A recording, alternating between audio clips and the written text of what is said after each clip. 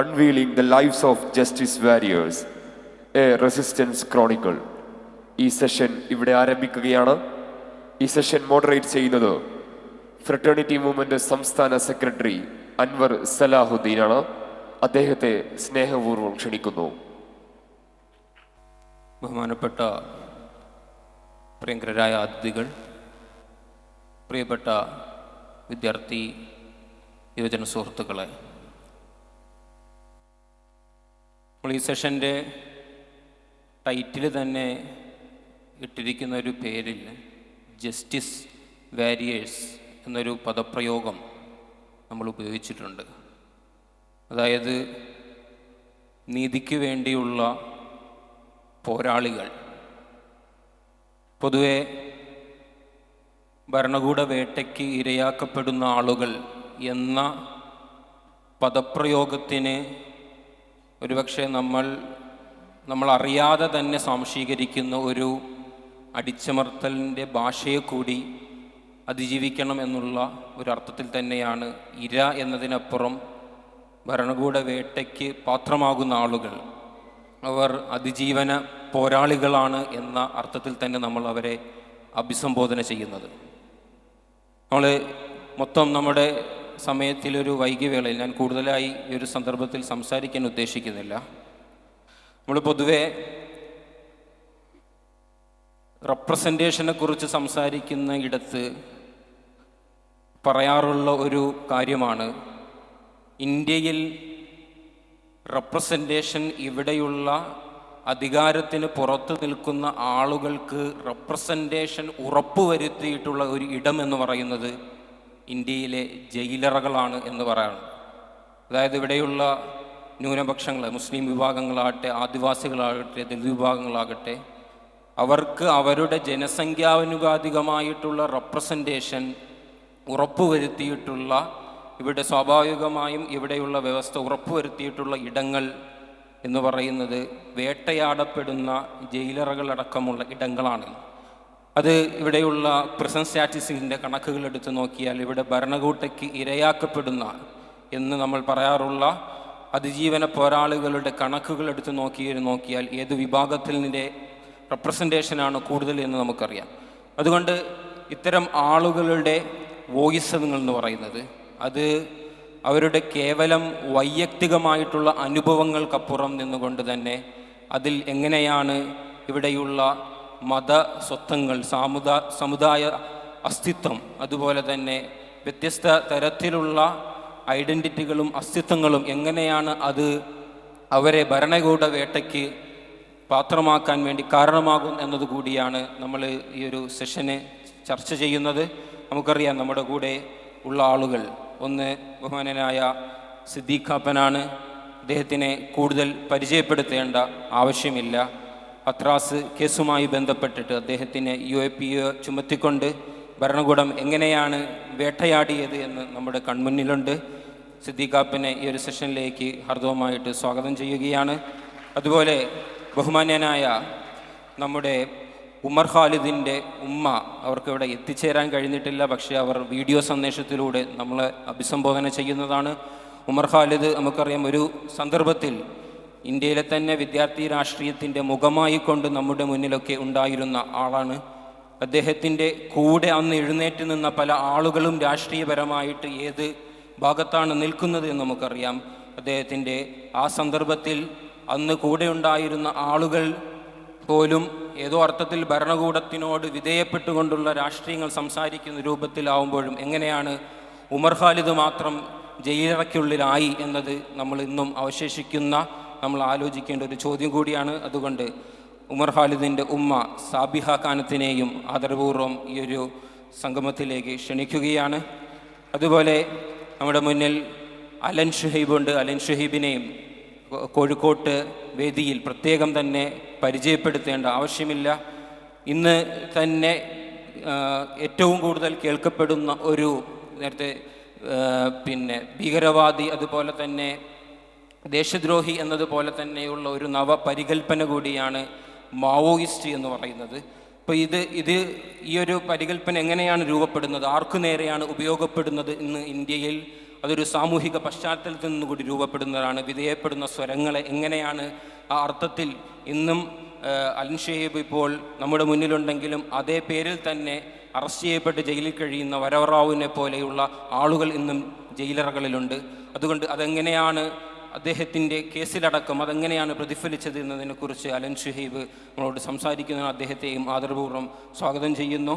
നമ്മുടെ കൂടെ തന്നെ അതുപോലെ ബഹുമാനനായ ഷൈജു വാടാനപ്പള്ളിയുണ്ട്. അദ്ദേഹം ദളിത് സമുദായ മുന്നണിയുടെ നേതാവ് കൂടിയാണ്. നമുക്കറിയാം കേരളത്തിലെ തന്നെ വ്യത്യസ്ത തരത്തിലുള്ള വ്യവസ്ഥ കൊല ചെയ്ത ആളുകളുടെ ഒരു പരമ്പര തന്നെ നമുക്ക് എടുത്താൽ കാണാൻ കഴിയും. അതിൽ പ്രധാനപ്പെട്ട ഒരു വ്യക്തിത്വമാണ് ബഹുമാനനായ വിനായകൻ എന്ന് പറയുന്നത്. വിനായകൻ, തൃശ്ശൂർ ജില്ലയിലെ വിനായകനെ എങ്ങനെയാണ് കേരളത്തിലെ പോലീസ് അദ്ദേഹത്തിനെ അവിടെ കസ്റ്റഡിയൽ ഡെത്തിന് കില്ലിങ്ങിന് വിധേയമാക്കിയത് എന്നത് അതിൻ്റെ പോരാട്ട വേദിയിൽ അദ്ദേഹത്തിൻ്റെ നീതിക്ക് വേണ്ടി മുന്നണി പോരാളിയായിട്ടുണ്ടായിരുന്ന ഒരാളാണ് ബഹുമാനനായ ഷൈജു വാടാനപ്പള്ളി. അദ്ദേഹത്തെയും ഈ ഒരു വേദിയിലേക്ക് ആർദ്രപൂർവ്വം സ്വാഗതം ചെയ്യുകയാണ്. നമ്മളോട് ആദ്യമായി സംവദിക്കുന്നതിന് വേണ്ടി ബഹുമാന്യനായ സിദ്ദീഖാപ്പനെ ക്ഷണിച്ചുകൊണ്ട് ഞാൻ എൻ്റെ വാക്കുകൾ ഉപസംഹരിക്കുന്നു. ഗുഡ് ഈവനിങ്, നമസ്കാരം. എനിക്ക് തോന്നുന്നു ഞാൻ ഒരു പക്ഷേ ജയിലിന് പുറത്തിറങ്ങിയതിന് ശേഷം ഏറ്റവും കൂടുതൽ വേദി പങ്കിട്ടത് ഫ്രറ്റേണിറ്റിയുടെ വേദിയിലായിരുന്നു.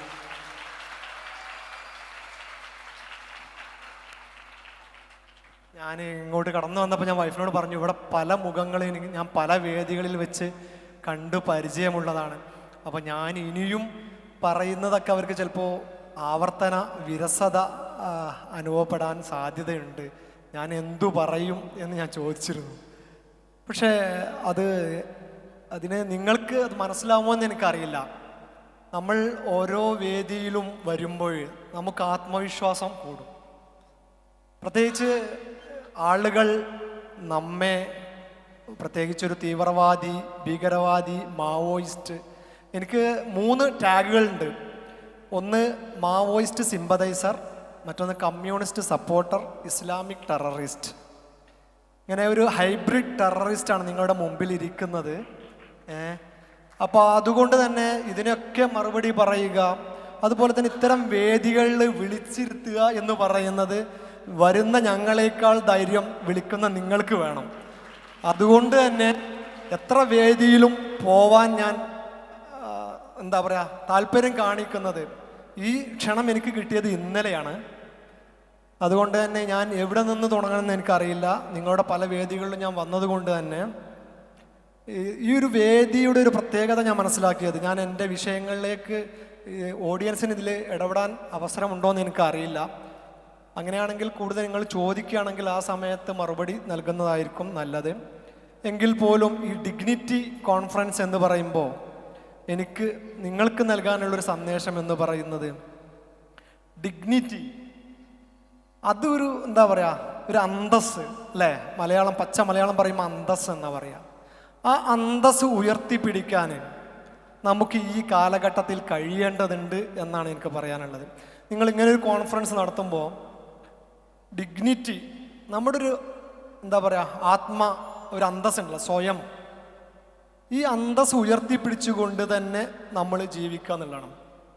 ശരിക്കും നമ്മെക്കുറിച്ച് നാളെ നമ്മുടെ മക്കൾ, പേരമക്കൾ, നമ്മെ മാപ്പുസാക്ഷികൾ അല്ലെങ്കിൽ ആ കാലഘട്ടത്തിൽ 2014 മുതൽ 2024 വരെ 10 വർഷക്കാലം ഇന്ത്യയിൽ ജീവിച്ച യുവാക്കൾ, വിദ്യാർത്ഥികൾ എന്ന നിലയിൽ നമ്മുടെ മക്കളുടെ മക്കൾ നമ്മെ പഴി പറയുന്ന ഒരവസ്ഥ ഉണ്ടാവരുത്. എൻ്റെ അച്ഛൻ, അമ്മ, സഹോദരി, സഹോദരൻ, അങ്കിൾ അവർ സർക്കാരിൻ്റെ കുഴലൂത്തുകാരായിരുന്നു എന്ന് നിങ്ങളെക്കുറിച്ച് നിങ്ങളുടെ വരും തലമുറ പറയാതിരിക്കാനുള്ള ശ്രമങ്ങളാണ് നമ്മൾ നടത്തേണ്ടത്. തീർച്ചയായും നമുക്ക് പറയാൻ പറ്റും, പ്രത്യേകിച്ച് ഫ്രട്ടേണിറ്റിക്കാർക്ക് പറയാം, ഹമാസിനെതിരെ അല്ലെങ്കിൽ ഗസയിൽ ജനങ്ങൾക്കെതിരെ ആക്രമണം നടത്തിയപ്പോൾ സ്റ്റാർബക്സിൽ കോഴിക്കോട്ട് ഞങ്ങളുടെ ഫ്രട്ടേണിറ്റി യുവാക്കൾ, ഞങ്ങളുടെ വിദ്യാർത്ഥികൾ അവിടെ എണീറ്റു നിന്നിരുന്നു എന്ന് നിങ്ങൾക്ക് പറയാം, ധൈര്യത്തിൽ പറയാം. ഞങ്ങൾ ആ കൂട്ടത്തിൽപ്പെട്ടവരായിരുന്നു എന്ന് നിങ്ങൾക്ക് പറയാൻ പറ്റും. അതാണ് അന്തസ്, അതാണ് ഡിഗ്നിറ്റി. ഞാൻ പല വേദികളിലും ഒരു പക്ഷെ നിങ്ങൾ പലരും കേട്ടിട്ടുണ്ടാവും, ഹിറ്റ്ലറുടെ കാലഘട്ടത്തിൽ ആനി ഫ്രാങ്കിനെയാണ് ഹിറ്റ്ലറേക്കാൾ കൂടുതൽ കുട്ടികൾ വായിച്ചിട്ടുള്ളത് എന്ന് ഞാൻ പറയാറുണ്ട്. ആൻ ഫ്രാങ്കിനെ വായിച്ച അത്ര ഒരു പക്ഷേ മെയിൻ കാഫ് വായിക്കപ്പെട്ടിട്ടില്ല. അതുകൊണ്ട് തന്നെ നിങ്ങൾ 10 ആളായിരുന്നുവെങ്കിലും സ്റ്റാർബക്സിന് മുൻപിൽ നിങ്ങളുടെ ഈ എന്താ പറയുക ദ്വിവർണ പതാക നിങ്ങൾ ഉയർത്തി പ്രതിഷേധിച്ചു. അവിടെയാണ് നിങ്ങളുടെ ഡിഗ്നിറ്റി ഉയരുന്നത്. നിശബ്ദത കുറ്റകൃത്യമാവുന്ന കാലഘട്ടത്തിലാണ് നാം ജീവിക്കുന്നത്. മൗനം കുറ്റകൃത്യമാണ്. ഇവിടെ നാം മൗനം പാലിക്കുന്നത് ഭീരുക്കളായതിൻ്റെ പേരിലാണ്, അല്ലാതെ വിദ്വാനുഭൂഷണമല്ല. മൗനം എല്ലായിടത്തും വിദ്വാനുഭൂഷണമല്ല, അവിടെ ഭീരു ജനിക്കുകയാണ്. ഞാൻ പറയുന്നത് 2 കൊല്ലവും 4 മാസവും ജയിലിൽ കിടക്കുമ്പോൾ നമുക്ക് വേണ്ടിയിട്ട് ശബ്ദിക്കാൻ ആരുണ്ടായിരുന്നു എന്ന് നമുക്കറിയില്ലായിരുന്നു ജയിലിലായപ്പോൾ. പക്ഷെ ജയിലിൽ നിന്ന് പുറത്തു വന്നപ്പോൾ നമ്മൾ അറിയുന്നുണ്ട് ആരൊക്കെയായിരുന്നു നമ്മുടെ ശത്രുക്കൾ, ആരൊക്കെയായിരുന്നു നമ്മുടെ മിത്രങ്ങൾ എന്ന്. നമ്മളുടെ സുഹൃത്തിൻ്റെ മൗനമാണ് ശത്രുവിൻ്റെ വാചാലതയേക്കാൾ നമുക്ക് അപകടകരം. നമുക്ക് ആവശ്യമുള്ള സമയത്താണ് നമ്മുടെ മിത്രം എണീറ്റു നിൽക്കേണ്ടത്. അവിടെ മിത്രം നിശബ്ദത പാലിക്കുമ്പോൾ, മൗനം പാലിക്കുമ്പോൾ, അതാണ് ഏറ്റവും വലിയ ദുരന്തം. അതുകൊണ്ട് തന്നെ ഈ കാലഘട്ടത്തിൽ ഞാൻ പല സ്ഥലങ്ങളിലും പറയുന്ന സംഭവമുണ്ട്. ഈ ഒരു പ്രതിസന്ധി ഘട്ടങ്ങളിലൂടെ നമ്മൾ പോകുമ്പോഴാണ് നമ്മളൊക്കെ ജീവിച്ചു എന്ന് തോന്നുള്ളൂ. പ്രതിസന്ധികളെ തരണം ചെയ്ത് മുന്നോട്ട് പോവുക. കഴിഞ്ഞ 2 ദിവസം മുൻപ് ഞാൻ ആന്ധ്രാപ്രദേശിലെ വിജയവാഡയിലായിരുന്നു. അവിടെ APCRൻ്റെയും അതുപോലെ തന്നെ പ്രോഗ്രസീവ് റൈറ്റേഴ്സ് അസോസിയേഷൻ്റെയും ഒരു പരിപാടി ഉണ്ടായിരുന്നു. അതിൽ പങ്കെടുക്കാൻ വേണ്ടി പോയതായിരുന്നു. അവിടെ ഞാൻ രാധിക വെമുലയെ, രോഹിത് വെമുലയുടെ അമ്മയെയും സഹോദരൻ രാജ വെമുലയെയും കണ്ടു. അവർ പറഞ്ഞൊരു സംഭവമുണ്ട്, അവർക്ക് ശബ്ദിക്കാൻ, അവർക്ക് എണീറ്റു നിൽക്കാൻ, അവർക്ക് ശബ്ദമുയർത്താൻ അവരോടൊപ്പം നിന്ന ആളുകൾ ഏറ്റവും കൂടുതൽ കേരളത്തിൽ നിന്നായിരുന്നു. തെലുഗു പത്രങ്ങൾ, ഭാഷാ പത്രങ്ങൾ പോലും അവരുടെ വാർത്തകൾ തിരസ്കരിക്കുന്ന ഒരു സാഹചര്യമുണ്ടായിരുന്നു. ചില ഇംഗ്ലീഷ് പത്രങ്ങൾ അപവാദങ്ങളാണെങ്കിൽ പോലും ഇംഗ്ലീഷ് പത്രങ്ങൾ കുറച്ചൊക്കെ ശ്രമിച്ചു. പക്ഷെ മലയാള മാധ്യമങ്ങൾ, വിശേഷിയ മാധ്യമമൊക്കെ അടക്കമുള്ള മീഡിയ വണ്ണൊക്കെ അടക്കമുള്ള പത്രങ്ങളും മാധ്യമങ്ങളുമൊക്കെ അവർക്ക് വേണ്ടി ശബ്ദിച്ചതിനെ കുറിച്ച് അവർ പറഞ്ഞു. വാതോരാതെ പറയുകയായിരുന്നു. കേരളത്തിൽ ഞങ്ങൾ പല സമയത്തും വന്നിട്ടുണ്ട്. അപ്പോൾ ഞാൻ പറയുന്നത്, അവർക്ക് നമ്മൾ കൊടുത്ത അവരുടെ അന്തസ്സിനെ നമ്മൾ ഉയർത്തിപ്പിടിക്കുന്നു. അവരെ ചേർത്ത് പിടിക്കുമ്പോൾ അവർക്ക് ജീവിക്കാൻ തോന്നും. ഇപ്പോൾ അവർ സംതൃപ്തരാണ്. സത്യത്തിൽ അവരുടെ മകൻ മരിച്ചിട്ടുണ്ട്. അത് ജാതീയതയുടെ ഒരു എക്സ്ട്രീം സ്റ്റേജായിരുന്നു. അപ്പോൾ എനിക്ക് ഒരു വിദ്യാർത്ഥി സമൂഹം എന്ന നിലയ്ക്ക് നിങ്ങളോട് പറയാനുള്ളത്, ഇവിടെ നമ്മൾ മരിക്കുകയല്ല, നമ്മൾ ആത്മഹത്യയെക്കുറിച്ചല്ല ചിന്തിക്കേണ്ടത്. നമ്മുടെ ശബ്ദങ്ങൾ എത്ര ദുർബലമാണെങ്കിലും ആ ശബ്ദം ഉയർത്താനാണ് നാം ശ്രദ്ധിക്കേണ്ടത്. ദുർബലമായ ശബ്ദങ്ങൾ, അതാണ് ഞാൻ ആൻ ഫ്രാങ്കിനെ കുറിച്ച് പറഞ്ഞത്. ആരാണ് ആൻ ഫ്രാങ്ക്? ഒരു 11 വയസ്സുകാരിയായ പെൺകുട്ടി. അവരുടെ കിറ്റി എന്ന ഡയറി കുറിപ്പിൽ എഴുതിയ ഡയറികൾ ഇന്നും എത്ര വർഷങ്ങൾ പിന്നിട്ടു, ഇന്നും വായിക്കപ്പെടുന്നുണ്ട്. അപ്പോൾ നാം ശരിക്ക് മരണത്തെക്കുറിച്ചോ ആത്മഹത്യയെക്കുറിച്ചോ ചിന്തിക്കുകയല്ല വേണ്ടത്. അന്തസ്സോടുകൂടി നമ്മുടെ ദുർബലമായ ശബ്ദങ്ങൾ, ഏത് നിഷ്ഠൂരനായ ടയറൻറ്റ് ഭരണാധികാരിയുടെ മുൻപിലും നമ്മുടെ ശബ്ദമുയർത്തുക. നമ്മൾ സ്വയം മരണം വരിച്ചാലും ദൈവം നമുക്കൊരു മരണത്തിന് ഒരു തീയതി നിശ്ചയിച്ചിട്ടുണ്ട്. അല്ലെങ്കിൽ ദൈവവിശ്വാസികളല്ലെങ്കിൽ നമുക്കൊരു പ്രകൃതിയാ, നമുക്ക് മരണമുണ്ട്. ആ കാര്യത്തിൽ മതവിശ്വാസികളും അല്ലെങ്കിൽ മതവിരോധികളായിട്ടുള്ള ആളുകളും മതവിശ്വാസികളല്ലാത്ത ആളുകളൊക്കെ മരണത്തിൽ വിശ്വസിക്കുന്നുണ്ട്. പക്ഷെ ഞാൻ പറഞ്ഞു കൊണ്ടുവരുന്നത്, ഈ ദുർബലമായ നമ്മുടെ ശബ്ദങ്ങൾ പോലും ഭരണാധികാരികൾക്ക് ഭയമുണ്ടാക്കുന്നുണ്ടെങ്കിൽ, എൻ്റെ ചാർജ് ഷീറ്റിനെ കുറിച്ച് പറയുമ്പോൾ നിങ്ങൾക്കത് അതിൻ്റെ രസം മനസ്സിലാവും. 36 ലേഖനങ്ങൾ, ഞാൻ എഴുതിയ 36 ലേഖനങ്ങൾ എൻ്റെ ചാർജ് ഷീറ്റിൻ്റെ ഭാഗമാണ്. ഞാൻ മലയാളത്തിലാണ് എഴുതിക്കൊണ്ടിരുന്നത്. വളരെ കുറഞ്ഞ് ഇംഗ്ലീഷിൽ 2-3 ലേഖനങ്ങൾ മാത്രമാണ് എഴുതിയിട്ടുള്ളത് എൻ്റെ 10-11 വർഷത്തെ മാധ്യമ പ്രവർത്തന ജീവിതത്തിൽ. ആ ലേഖനങ്ങളെക്കാൾ കൂടുതൽ ഞാൻ മലയാളത്തിൽ വിവിധ മാധ്യമങ്ങളിൽ, മലയാളത്തിലും ഒരു തമിഴ് വാരികയ്ക്ക് വേണ്ടിയിട്ട് തമിഴിലും എഴുതിയിട്ടുള്ള 36ഓളം ലേഖനങ്ങളാണ് എൻ്റെ ചാർജ് ഷീറ്റിൽ സ്ഥാനം പിടിച്ചിട്ടുള്ളത്. അപ്പോൾ നമ്മുടെ വാർത്തകൾ പോലും, അതല്ലേ സന്തോഷകരം, സർക്കാരിനെതിരെ സർക്കാരിനെ വിമർശിച്ചു കൊണ്ട് എഴുതിയ 36 ലേഖനങ്ങൾ എൻ്റെ ചാർജ് ഷീറ്റിൽ ഇടം പിടിച്ചിട്ടുണ്ട്. പിന്നെ എനിക്കെതിരെ പറഞ്ഞിരുന്ന പ്രധാനപ്പെട്ട കാരണം, ശ്വേതാ ഭട്ടിനെ ഞാൻ ഇൻ്റർവ്യൂ ചെയ്തു. ഒരു തമിഴ് മാസികയ്ക്ക് വേണ്ടിയിട്ടായിരുന്നു ഞാൻ അവരെ ഇൻ്റർവ്യൂ ചെയ്തത്. അത് മലയാളത്തിൽ അഴിമുഖമടക്കമുള്ള മലയാളത്തിലും തമിഴിലും അത് പ്രസിദ്ധീകരിക്കപ്പെട്ടു. അതുപോലെ തന്നെ ആനി ബാബു സാറിൻ്റെ വൈഫിനെ ഞാൻ ഇൻ്റർവ്യൂ ചെയ്തു. പിന്നെ ഇവിടെ കാണുന്ന നമ്മളെ ഷർജീൽ ഇമാമിൻ്റെ ചാർജ് ഷീറ്റിനെ പോസ്റ്റ്മോർട്ടം ചെയ്തുകൊണ്ട് ഞാൻ ലേഖനം എഴുതി. ആ ചാർജ് ഷീറ്റിൻ്റെ രസകരമായൊരു സംഭവമായിരുന്നു ഞാൻ എൻ്റെ ലേഖനത്തിൽ എഴുതിയിരുന്നത്.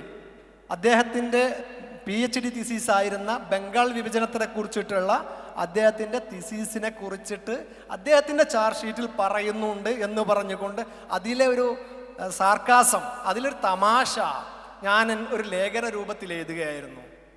അദ്ദേഹത്തിൻ്റെ തിസീസ് പോലും അദ്ദേഹത്തിൻ്റെ ചാർജ് ഷീറ്റിൽ ഉണ്ട് എന്ന് പറഞ്ഞുകൊണ്ട് ഞാൻ എഴുതിയ ലേഖനമാണ് എൻ്റെ കുറ്റപത്രം. 5000 പേജുള്ള കുറ്റപത്രം. ഈ 5000 പേജുള്ള കുറ്റപത്രത്തിലെ 106 പേജാണ് ഈ ഇരിക്കുന്ന സമയം, ഫെബ്രുവരി മാസത്തെ 4-ാം തീയതി ഈ ഇരിക്കുന്ന വൈകുന്നേരത്തെ 5 മണി സമയം വരെ എനിക്ക് 5000 പേജിൽ നിന്ന് 106 പേജ് ചാർജ് ഷീറ്റ് മാത്രമാണ് ലഭിച്ചിട്ടുള്ളത്. ഇത് ചോദ്യം ചെയ്തുകൊണ്ട് ഹൈക്കോടതിയിൽ പോകുന്നു.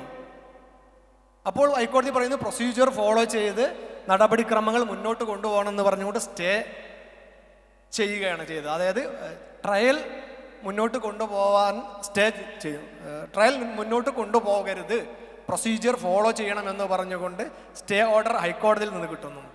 വീണ്ടും ട്രയൽ കോടതി ഒരു 4-5 മാസങ്ങൾക്ക് ശേഷം വീണ്ടും ട്രയൽ തുടങ്ങുന്നു. അതിനെ ചോദ്യം ചെയ്ത് നമ്മൾ വീണ്ടും ഹൈക്കോടതിയെ സമീപിക്കുന്നു. വീണ്ടും എന്ത് ചെയ്യുന്നു, ലോക്കൽ കോടതി ട്രയൽ കോടതിയോട് പറയുന്നു ഫോളോ ചെയ്യണം, പ്രൊസീജിയർ ഫോളോ ചെയ്യണമെന്ന്. ഇതാണ് ഇപ്പോൾ നടന്നുകൊണ്ടിരിക്കുന്ന എൻ്റെ കേസിൻ്റെ ഒരു അവസ്ഥ എന്ന് പറയുന്നത്. ഇതേ സമയത്താണ് ഞാൻ പറഞ്ഞു കൊണ്ടുന്നത് ഇത്തരം രസകരമായ കാര്യങ്ങളാണ് ചാർജ് ഷീറ്റിൽ. 5000 പേജുള്ളൊരു ചാർജ് ഷീറ്റ് എന്ന് പറയുന്നത് ഒരു പബ്ലിക് ഡോക്യുമെൻ്റാണ് ഒരു ചാർജ് ഷീറ്റ് എന്ന് പറയുന്നത്. ഈ ചാർജ് ഷീറ്റിലുള്ള ഫാക്ച്വൽ എറേഴ്സ് എന്ന് പറയുന്നത് വളരെ രസകരമായി തോന്നും.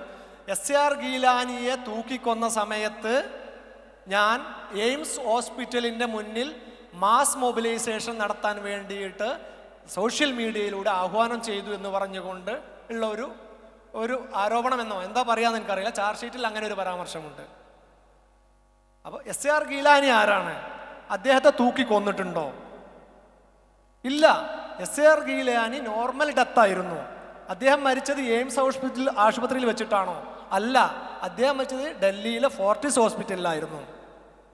ചാർജ് ഷീറ്റിൻ്റെ ഒരു കഥയാണിത്, കുറ്റപത്രത്തിൻ്റെ ഒരു കഥയാണിത്, വളരെ നിസ്സാരമായ ഒരു കഥ. അതുപോലെ തന്നെ ഞാൻ എൻ്റെ വൈഫിൻ്റെ ജ്യേഷ്ഠത്തിക്ക് വിളിച്ച നമ്പർ, അതുപോലെ തന്നെ പത്രപ്രവർത്തകരായിട്ടുള്ള മറ്റുള്ളവർക്കൊക്കെ വിളിച്ചിട്ടുള്ള അവരുടെയൊക്കെ നമ്പർ എൻ്റെ ചാർജ് ഷീറ്റിൽ ഇദ്ദേഹം ഇവരോടൊക്കെ ഇത്രയും സമയം സംസാരിച്ചിട്ടുണ്ട്. ഇദ്ദേഹത്തിൻ്റെ ഫോണിൽ നിന്ന് പോയിട്ടുള്ള ഇത്രയും ആളുകൾക്കാണ് ഇദ്ദേഹം ഫോൺ ചെയ്തിട്ടുള്ളത്. ഇത്തരത്തിലുള്ള ഒരു കഥയാണ് ശരിക്ക് ചാർജ് ഷീറ്റ് എന്ന് പറയുന്നത്.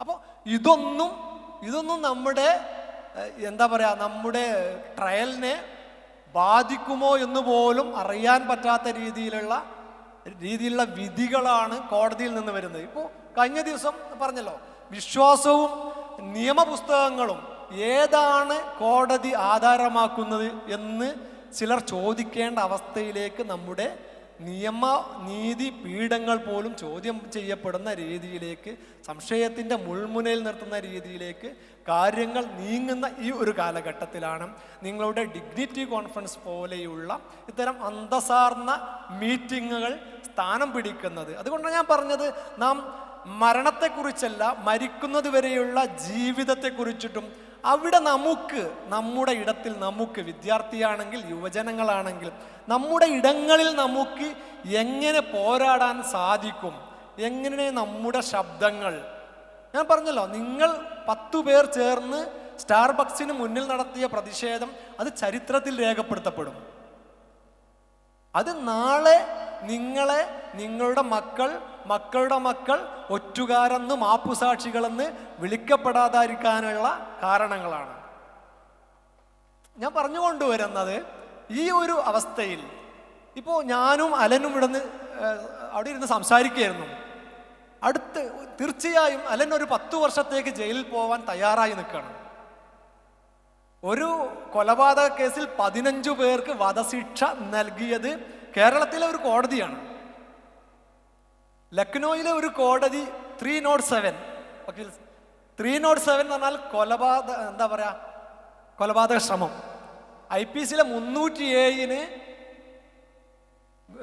ഒരു വിദ്യാർത്ഥിക്ക്, IITനായിട്ടുള്ള ഒരു വിദ്യാർത്ഥിക്ക്, പേര് ഞാൻ പറയുന്നില്ല, IITനായിട്ടുള്ള ഒരു വിദ്യാർത്ഥിക്ക് തൂക്കുകയർ വിധിച്ചു ലക്നോയിലെ ഒരു കോടതി. 307 IPC 307, 302 അല്ല, കൊലപാതകമല്ല, കൊലപാതക ശ്രമം.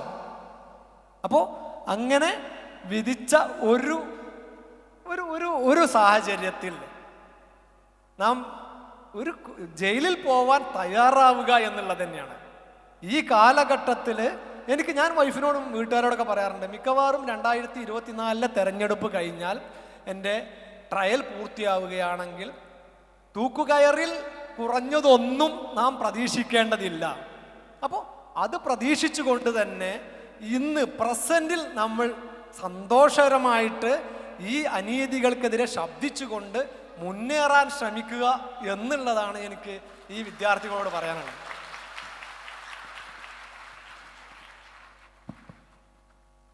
സിദ്ദിഖാപ്പന് നന്ദി. അടുത്തതായി ഉമർ ഖാലിദിൻ്റെ ഉമ്മ സാബിഹ ഖാനം നമ്മെ അഭിസംബോധന ചെയ്യുന്നതാണ്. അവരുടെ വീഡിയോ സന്ദേശം സ്ക്രീനിൽ തരും.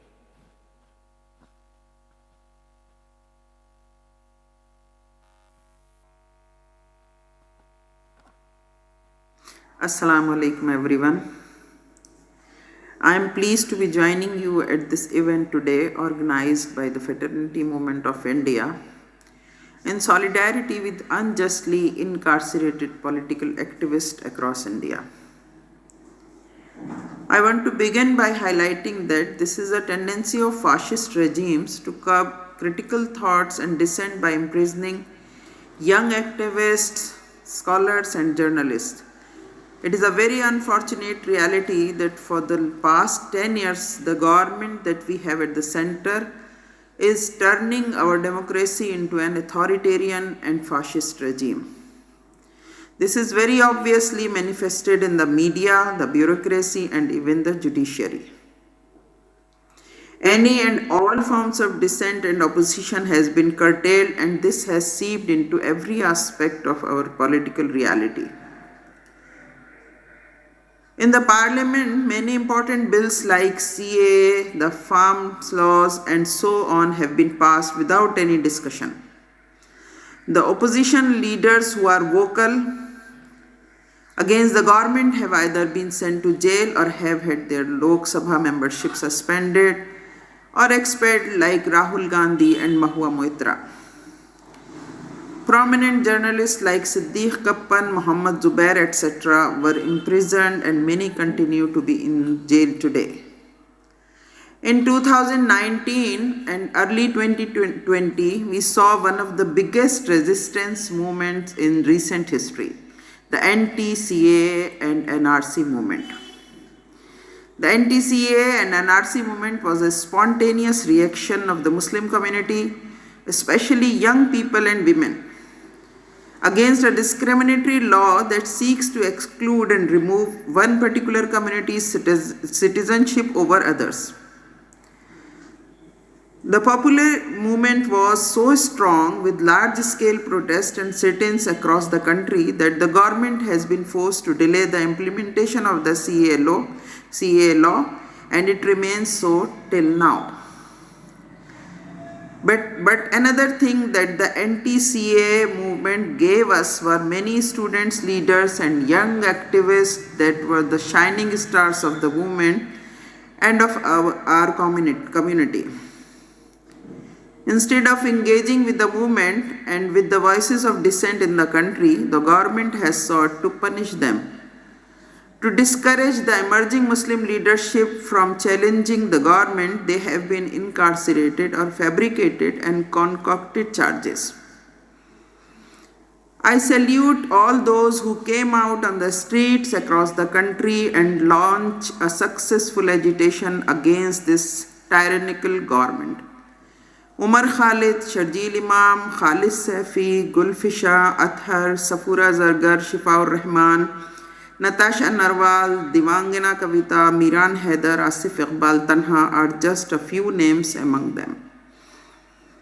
It is ironic and reprehensible that these bright Muslim activists have been accused of inciting riots in Delhi, in which Muslims were the largest sufferers. Many of them have already completed 3 to 4 years in jail, awaiting trial and repeatedly being denied bail. Sharjeel Imam has completed more than half of the maximum sentence that the cases against him suggest. For Umar, after bail rejections in the lower court and high court, bail application was filed in the Supreme Court, where the court had remarked that this matter would only take 1 or 2 minutes. The application was filed in May 2023. It is now February 2024. 9 months later, the matter is yet to be heard. Umar was thrust into the spotlight, so to say, in 2016 during this government's attack on JNU, one of the country's premier universities. At that time as well, Umar was singled out and maligned because of his Muslim identity. Every day we would wake up to see news channels running completely baseless and ridiculous stories about him. None of them were proven to be true, of course, and there has never been any sort of correction or apology issued by the news channels. This lack of accountability has increased manifold since then, and Gordi media channels have done a very good job of becoming mouthpieces of the government. I want to end by saying that these people who are facing such a grave injustice have not lost hope and are not frustrated and continue to remain in high spirits.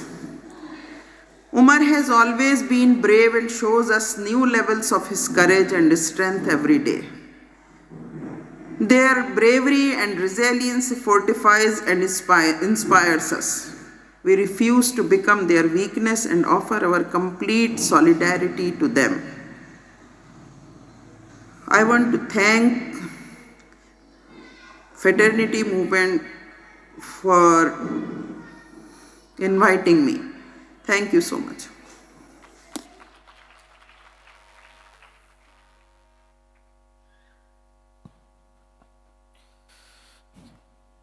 Umar ഖാലിദിൻ്റെ ഉമ്മയാണ് നമ്മളോട് സംവദിച്ചത്. അവർക്ക് ഇവിടെ എത്താൻ കഴിയാത്ത സാഹചര്യത്തിൽ കൂടിയാണ് video സന്ദേശത്തിലൂടെ നമ്മളോട് ഉമർ ഖാലിദിനെക്കുറിച്ചും അതുപോലെ വ്യത്യസ്ത പൊളിറ്റിക്കൽ പ്രസൻസിനെ കുറിച്ചും അവർ നമ്മളോട് അവരുടെ ആശയങ്ങൾ പങ്കുവച്ചത്. അടുത്തതായി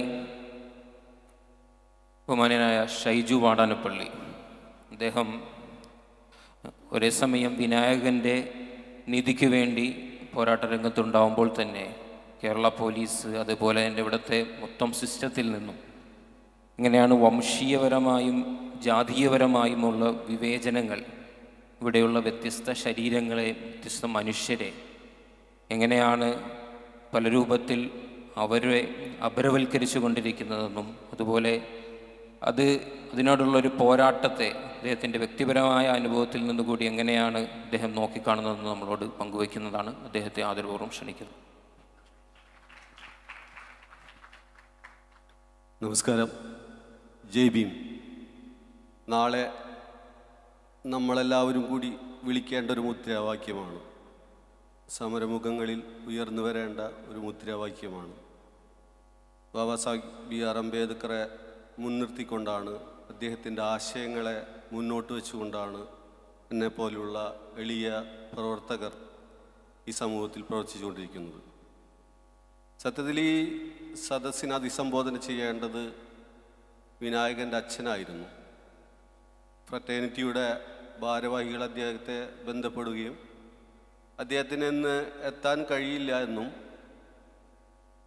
ഈ കേസിൻ്റെ മുഴുവൻ സമയത്തും കൂടെ ഉണ്ടായിരുന്ന ഒരാളെ ഞാൻ അയക്കാമെന്ന് പറഞ്ഞതിൻ്റെ അടിസ്ഥാനത്തിലാണ് ഫ്രറ്റേണിറ്റിയുടെ ഉത്തരവാദിത്തപ്പെട്ട ഭാരവാഹികൾ എന്നെ ഫോണിൽ വിളിക്കുകയും അതിൻ്റെ ഭാഗമായി ഞാനിവിടെ എത്തിച്ചേരുകയും ചെയ്തത്. അപ്പോൾ എന്നെ ഈ സദസ്സിലേക്ക് ക്ഷണിച്ച ഫ്രറ്റേണിറ്റിയുടെ എല്ലാ ഭാരവാഹികൾക്കും എൻ്റെ കൂടപ്പിറപ്പുകൾക്കും 1000 സന്തോഷം അറിയിക്കുന്നു. 6 വർഷം നീണ്ട ഒരു പോരാട്ടമാണ് വിനായകൻ്റെ കേസിൽ ഇപ്പോൾ വഴിത്തിരിവായിട്ടുള്ളത്. ഫ്രട്ടേണിറ്റിയുടെ മുതിർന്ന നേതാവ് എന്നെ വിളിച്ച് സംസാരിക്കുമ്പോൾ അദ്ദേഹം എന്നോട് സൂചിപ്പിച്ചത്, ഞങ്ങളൊക്കെ ധരിച്ചത് ഈ കേസൊക്കെ ആകെ തള്ളിപ്പോയി, ഇനി ആ കേസിൻ്റെ തുടർ നടപടികളൊക്കെ ഒന്നും ഉണ്ടായിരുന്നില്ല, പെട്ടെന്നൊരു സുപ്രഭാതത്തിലാണ് പുനരന്വേഷണത്തിനുള്ളൊരു ഓർഡറും ഒക്കെ വന്നത്. അപ്പോൾ അതുമായി ബന്ധപ്പെട്ട് നിങ്ങൾ അനുഭവിച്ച അല്ലെങ്കിൽ നിങ്ങൾ നടത്തിയ ആ പോരാട്ടത്തിൻ്റെ കുറച്ച് കാര്യങ്ങൾ ഇവിടുത്തെ വിദ്യാർത്ഥികളുമായി പങ്കുവയ്ക്കണം എന്നൊരാഗ്രഹം പ്രകടിപ്പിച്ചു. സ്വാഭാവികമായിട്ടും ഞാനൊന്ന് അധികം ഇങ്ങനെ വേദികളിലൊന്നും പോയി സംസാരിച്ചിട്ടുള്ള ഒരാളൊന്നല്ല.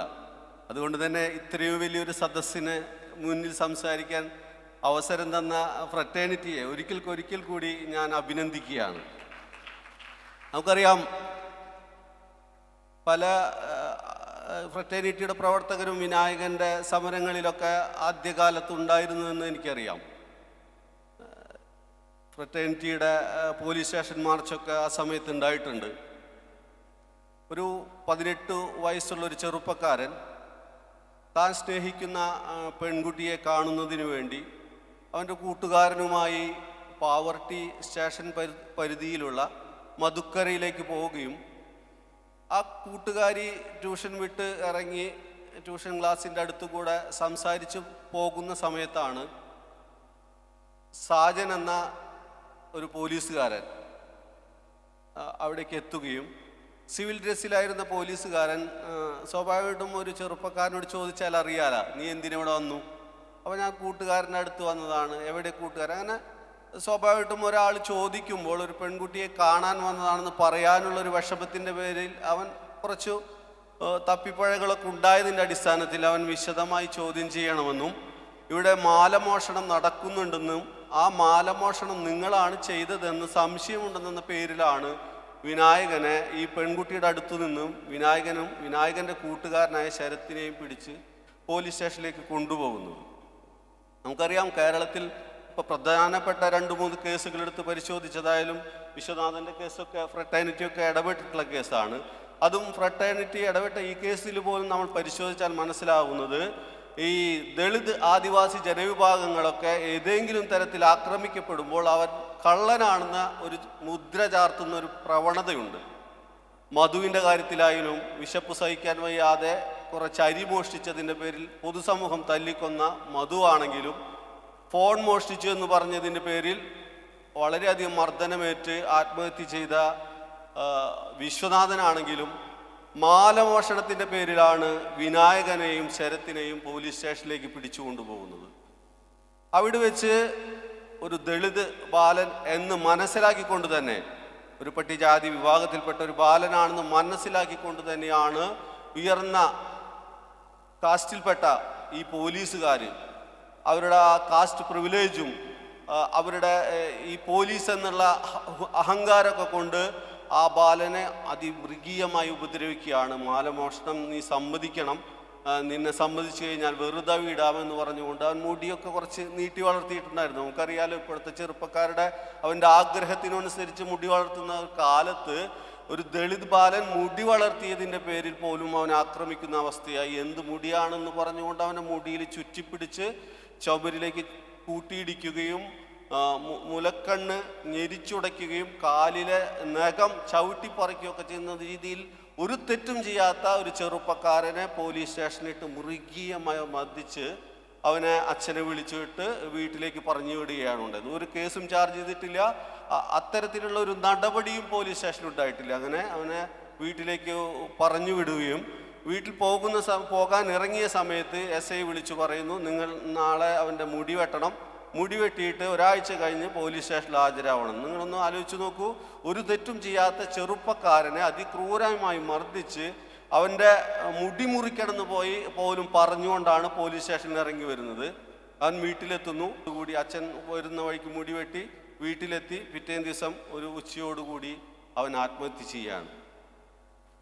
ആത്മഹത്യ ചെയ്തതിന് ശേഷമാണ് ഞാനൊക്കെ തന്നെ വിനായകനെ അറിയുന്നത്. എനിക്കൊന്നും വിനായകനെ അറിയില്ലായിരുന്നു. ഞാൻ വിനായകൻ്റെ വീട്ടിലെത്തുന്നു. വീട്ടിലെത്തുമ്പോൾ നമ്മൾ കാണുന്നൊരു കാഴ്ച എന്ന് പറഞ്ഞാൽ അവിടുത്തെ ഒരുവിധപ്പെട്ട എല്ലാ രാഷ്ട്രീയ സംഘടനകളുമുണ്ട്, ദളിത് സംഘടനകളുണ്ട്. അവരൊക്കെ തന്നെ സത്യം പറഞ്ഞാൽ എനിക്ക് സങ്കടം ഇപ്പോഴാണ് വരുന്നത്. ആ മത്സരിച്ച് ആ മാധ്യമങ്ങളുടെ മുന്നിൽ വരുവാനുള്ള ഒരു തരം മത്സരമാണ് നമുക്ക് അവിടെ കാണാൻ കഴിഞ്ഞത്. അല്ലാതെ വിനായകന് നീതി വാങ്ങിത്തരുവാനുള്ള ഒരു പോരാട്ടത്തിൻ്റെ നേതൃത്വത്തിലേക്കാണ് അവൻ ഉയർന്നു വന്നിട്ടില്ല എന്നുള്ളത് വിശ്വസിക്കാവുന്ന ഒരു കാര്യം ഇപ്പോൾ നമുക്ക് ബോധ്യപ്പെട്ടതാണ്.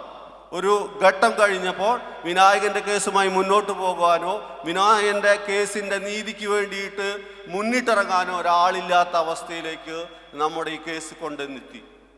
ആ സമയത്താണ് ഞാൻ ഒരുപാട് തവണ ഒരുപാട് ആളുകളുമായി ബന്ധപ്പെടുകയും ഒരുപാട് ആളുകളുമായി സംസാരിക്കുകയും പക്ഷേ ആരും തന്നെ ഈ കേസ് ഏറ്റെടുക്കാൻ തയ്യാറായില്ല.